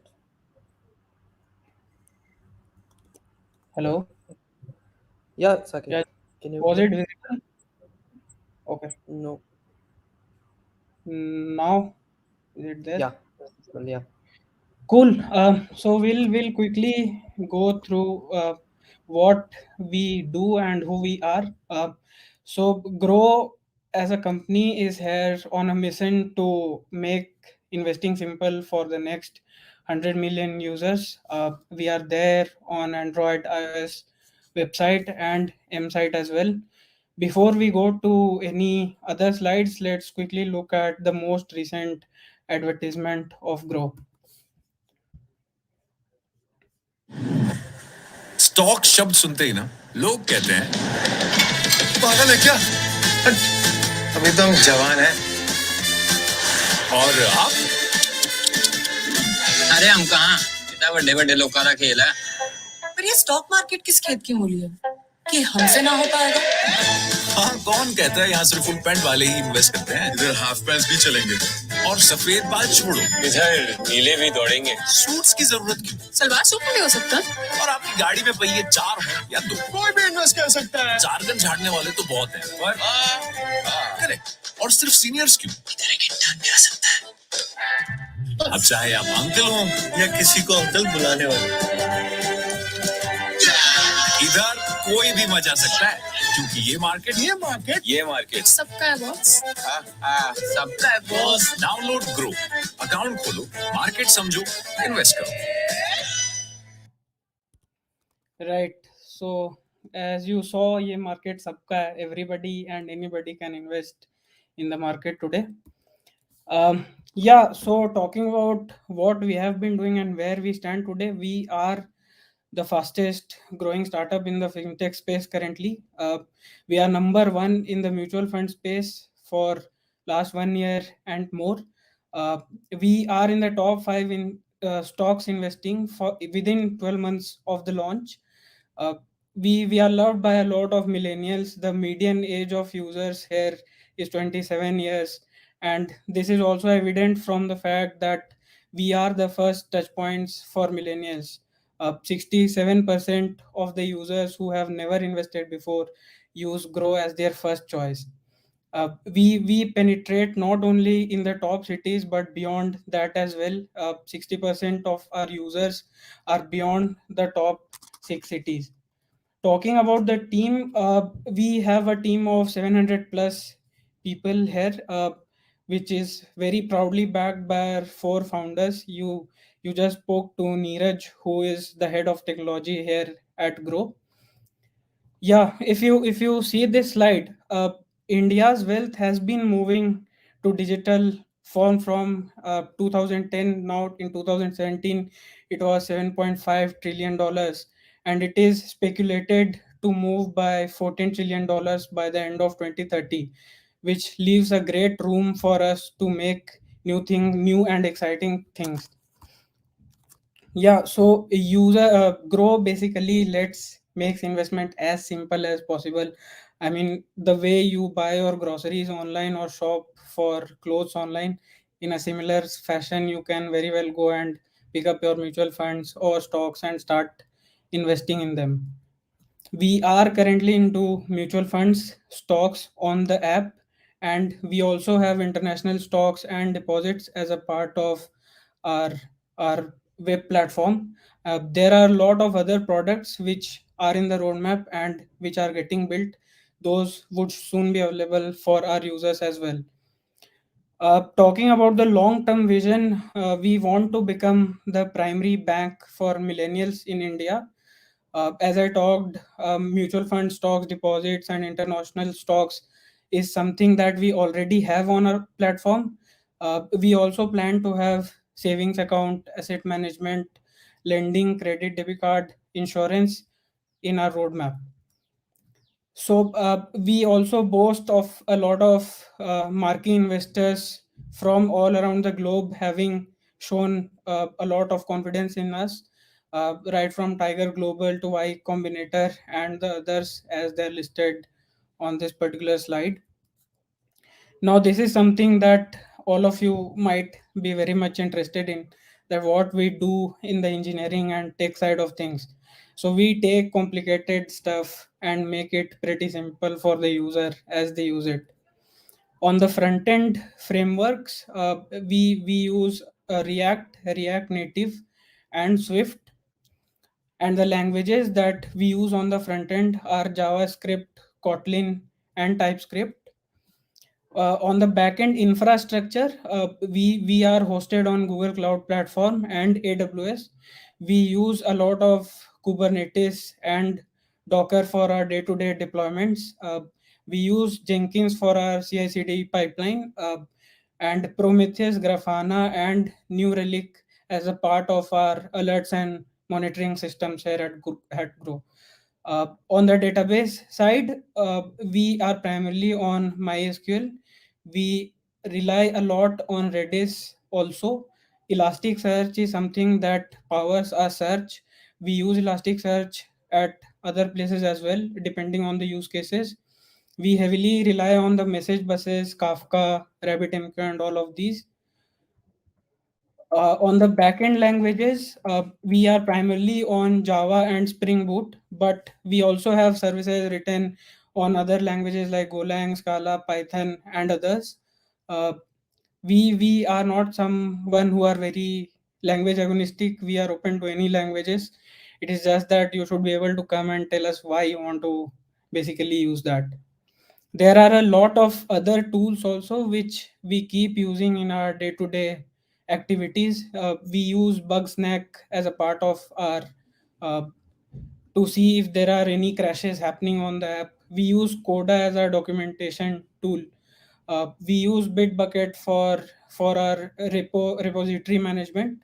Jira is a part of our regular sprints, and we use Firebase and Google Analytics for a lot of analytics activities that happen on the application.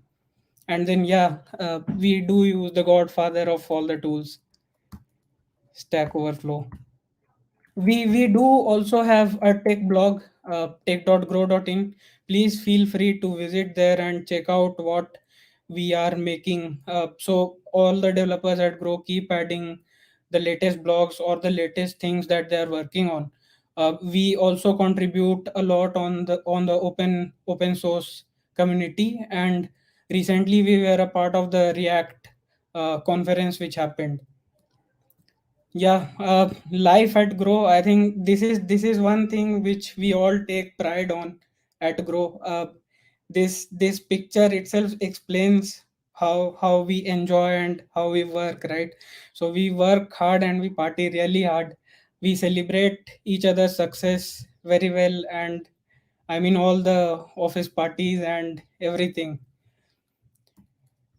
Yeah, happy investing, guys. Our team is available on the Discord link. Please go to them, have have a talk with them. Just see if you have any questions. They would be more than happy to help you out. We are also open to questions. Let us know if you have any. Thanks, Akit. I think Ansandeep has a question. My project isn't exactly investment related. Yeah, but I really want to get a chance to internet grow. Can the team at JDS share your project with you? Yes, Ansandeep, you can really share your project. If it is really good, we'll evaluate that, and based on our criteria, we'll get you you will be given opportunity to internet grow. Yeah. Is there any question? There's one more question, Saket. We want to build a project that allows users to compare different investment apps and what's unique about each. Could you please give us your insight on what makes Grow unique? There are two questions actually. We want to build a project that allows users to compare different investment apps. It's kind of a comparison of different apps or something, Nivedita. And what's unique about Grow? I can tell you about that. What's unique about Grow is that it's a customer centric approach, and one of the main key selling point of Grow is that it's simplicity. Even if you go to our grow.in website or our app, Android or iOS app, a lot of our customers say that Grow app is one of the simplest investment platform you can see. It is so easy to get onboarded in Grow. If you want, you can just download Grow and you can onboard yourself within 2 minutes.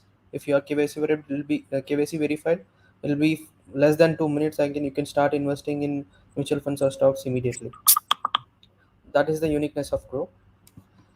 Um, Next question is, what's the next goal for Grow? Saket, you want to take up that? Yeah, I mean, you already saw it in one of the slides that we had, right? In the long term, we want to be the primary bank for the millennials, right? So, I mean, we are working towards it. We have launched credit in the beta currently, and it is on a whitelisting basis. Apart from that, we are also working towards savings account and all other items in the roadmap.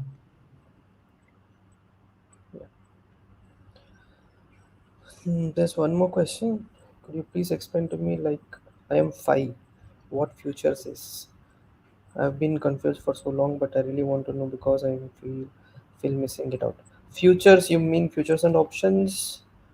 Um, like futures and options, you can explain it to a 5 year child. It's like a. Have you seen? It's a futures option is a very difficult term if you want to understand. But as an example, what we can give you is like. A mandi, you guys know about mandi, right? Like uh, farmers grow their products and they'll come and auction their um produce in the mandi, right? It is something related to like that, where you can decide a price for that particular lot of the share what you are going to buy, and there is a lot of risk involved in future or in options. If you want to know more about features and option, you can get into touch with our mentors in the Discord channel. Any other question?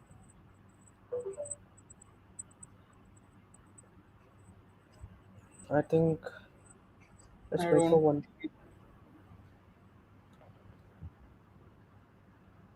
Mm, yeah,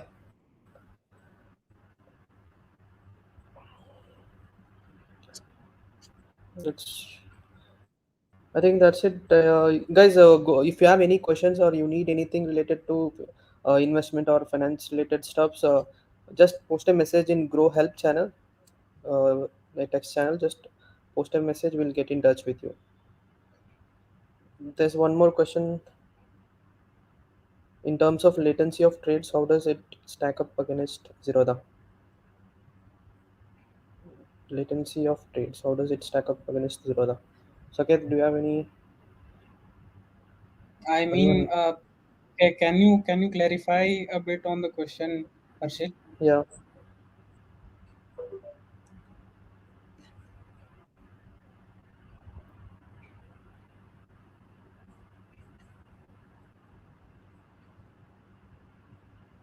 I think.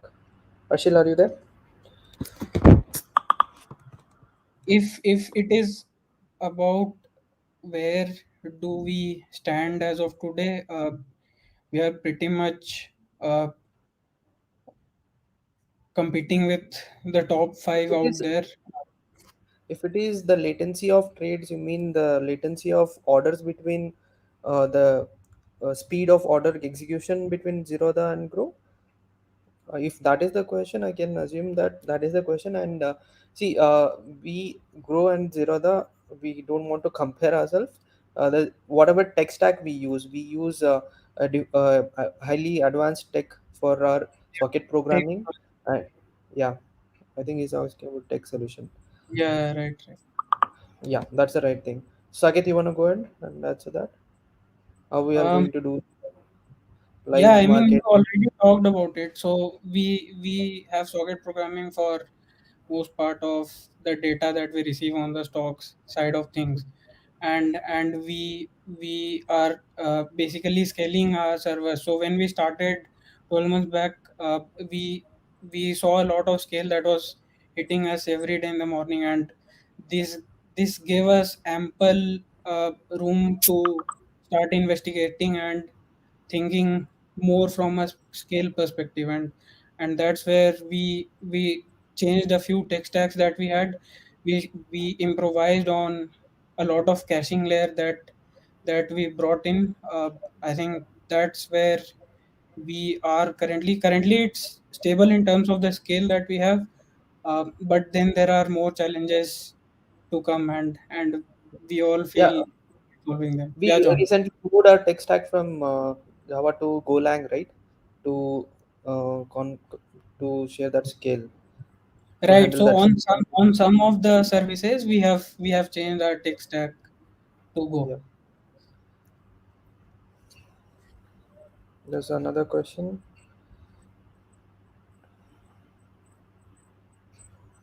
Yeah. So I can take up this.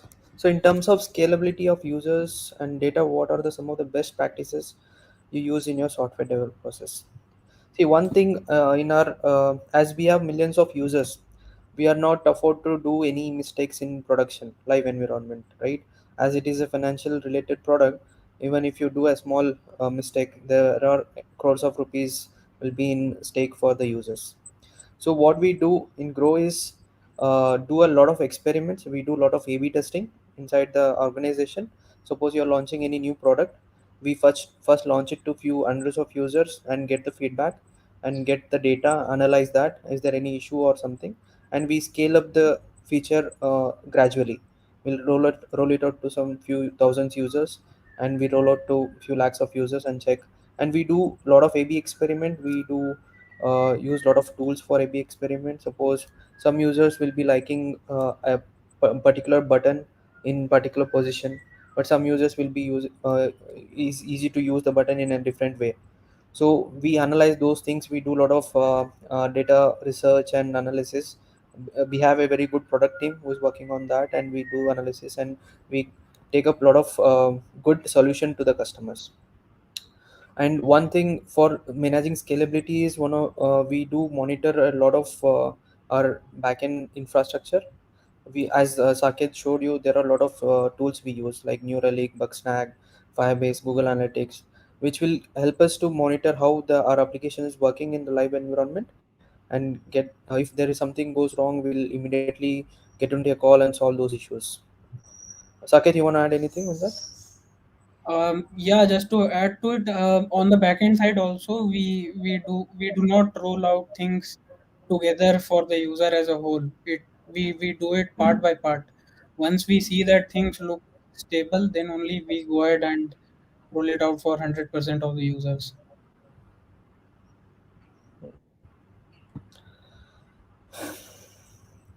There's one more question. What are your views on the recent decision of Indian government to keep cryptocurrencies but not allowed for transactions?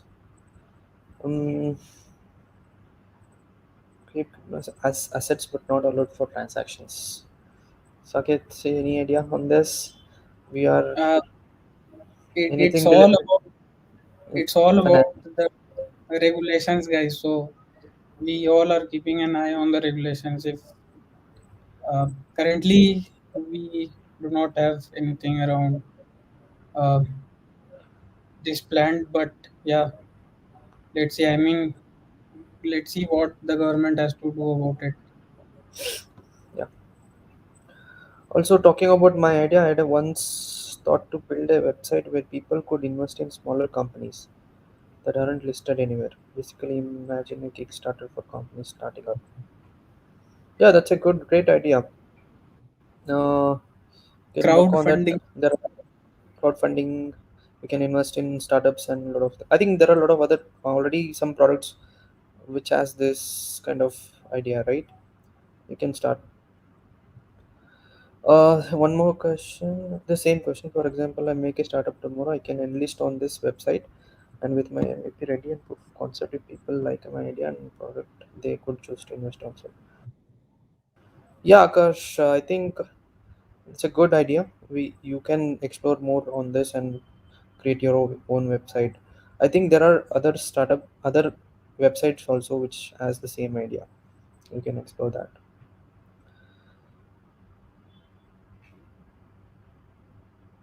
You can connect to us in the mentorship channel directly, Akash. We'll discuss. We'll happy to discuss more on that. Shil Shashit, what databases you use mainly? Sakit? Yeah, we are basically on MySQL. Primarily, we use MySQL, but like it was there on the slide, right? So we also have a huge use case for Redis. We also use Elasticsearch as a part of our search engine and few other use cases. So these are the few databases that we use. How was the decision made to choose the particular database? How will you select a database? Why and what all Yeah, things so you do? it completely depends on the use case that you have, right? It has to come from the use case that you are trying to solve. If it has to be something which is driven, let's say, by text that you type, and based on that you are looking for a result which is very much relevant to what you were thinking about, then obviously we'll try going via Elasticsearch. Yeah, so it's about the use case that you are solving. Any comments on the recent Paytm IPO? Yeah, so we discussed this among. I asked when Nika released an IPO. I asked Saket whether to invest in Nika IPO or not. He said, "Don't invest in Nika. Don't get an IPO for Nika." But after Nika listed, it gave a lot of returns. Then I called Saket and scolded him. Why did you tell me to not apply for IPO? Then when Paytm went for IPO, I again called Saket and asked him whether to apply for an IPO or not. Then this time also he said don't apply. Okay. Then I applied this time and I went into loss. and it's completely related to market. Uh, it's based on the market sentiment, guys, and no financial questions here. We are engineers. We are also figuring out what it is. Yeah. Uh, if Grow uses React Native, but what percentage of code components become reusable across web and mobile? Nice question. See, we use React Native, and we use some part of our code is in Kotlin, and some part of our code is in React Native. So if you want to reuse both web and mobile, you can use. See, first of all, I'll tell you how React Native is reusable between Android and iOS, because as a React Native is a platform which is used to build hybrid mobile application, right? So it is completely using React as a framework, front end rendering framework, and JavaScript. Okay, so as Android and iOS has some device hardware related features, right?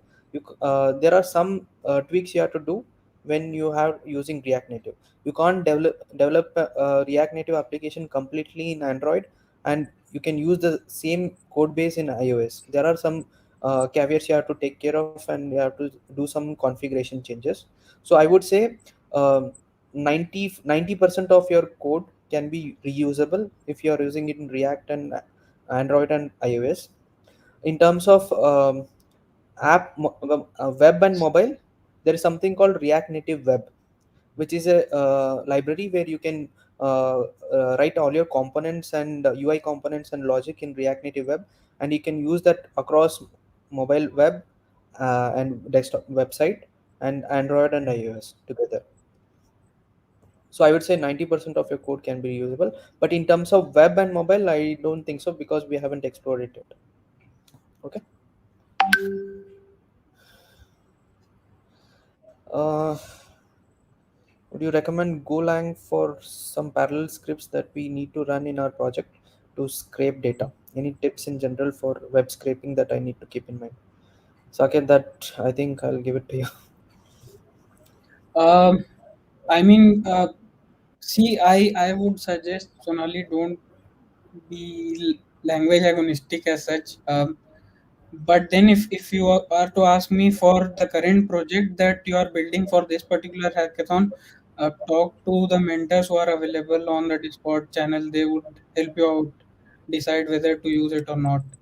Any questions, guys, please talk to them as well. I mean, we have the most brilliant folks from uh, the whole Grow community here. So just go and uh, put any question that you have. Even the silliest of doubts would be fine.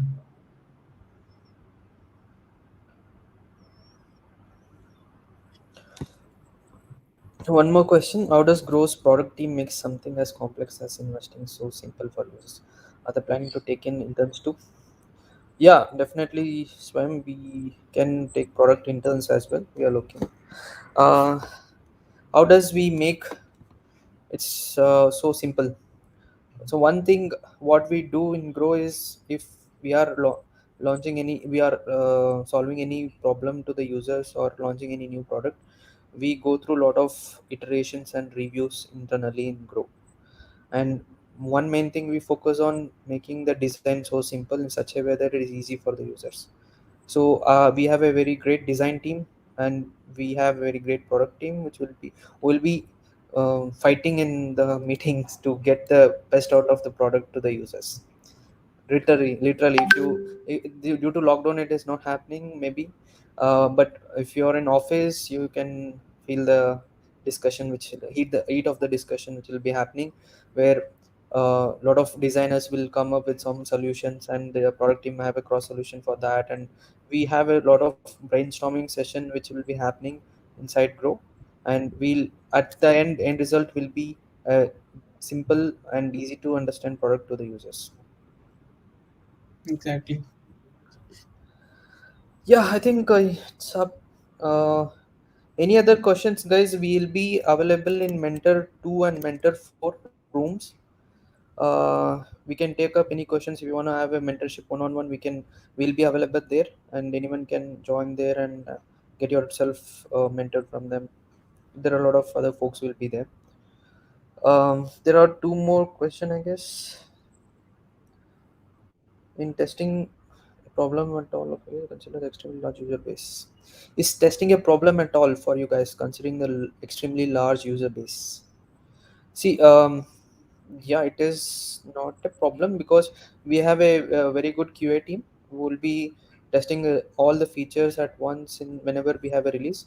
And as I said before, uh, we do testing with our users as well.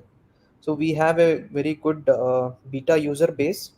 Whenever we launch something, we launch it to our beta users and get their feedback and issues. As we have a lot of good monitoring tool, we'll come to know if any issue is there and prior to the production release. And we do have a lot of automation testing tools and API testing in house where we can get to know the quality of the code we write. And we do have a lot of unit testing tools we use for testing our code coverage and test coverage as well. We can take two, three more questions, no, Saket? After that, we can wind up. Yeah. Yuvraj has a question. Could you briefly walk me through the entire pipeline of what goes under the hood when I click the buy stock button? It's a very huge pipeline, Yuvraj. If you want to Right. discuss about it, yeah. Yeah, right. The Uh, pipeline is really huge. Yuvraj, you can maybe talk to us in the Discord channel and discuss it, what happens in the background. okay. Um, I think that's Yeah, I think that's pretty. okay. I think we can wind up. Um, I think that's for the question and answer round for today. And as Mr. Saket said, in case you guys have any doubts, feel free to drop into the Discord mentors channel and ping your doubts and drop your questions to the Grow mentors. They'll always be there to help all of you. Thank you so much, Mr. Neeraj, Mr. John, and Mr. Saket, for sparing time from your busy schedules and sharing about your journey, about the company Grow, and obviously clearing all our doubts. And I'm sure everyone here had a lovely time and must have had their doubts cleared. Thank you so much. I saw Thank in you the guys. comments someone said that they love Grow, and we really have got some amazing fans here. And not to forget the number of internship requests that people asked. That's great. Thank you Thank you so so much for much. joining us today. Thanks, guys. To all our Thank you so much for joining today, and to all our hackers. Make sure to check out the track by our sponsor Grow, which is revolutionizing investments in India. And put on your thinking hats and come up with something really interesting. Yeah. Thank you, guys. All Thank the you best, so guys. much. Folks, All the I'm best. waiting for some great ideas from you and have a great time. Okay. Thank you Thank so All you the so much. much. best. Thank you. Bye. And before the rest of you go back to your working stations, a friendly reminder that we will be starting our mentorship happy hours at 6 p.m. Indian time. So make sure you don't miss out on that wonderful chance to clear all of your doubts from our mentors. All about the DevJams Express on our Discord server, the link to which is on the chat box as we speak.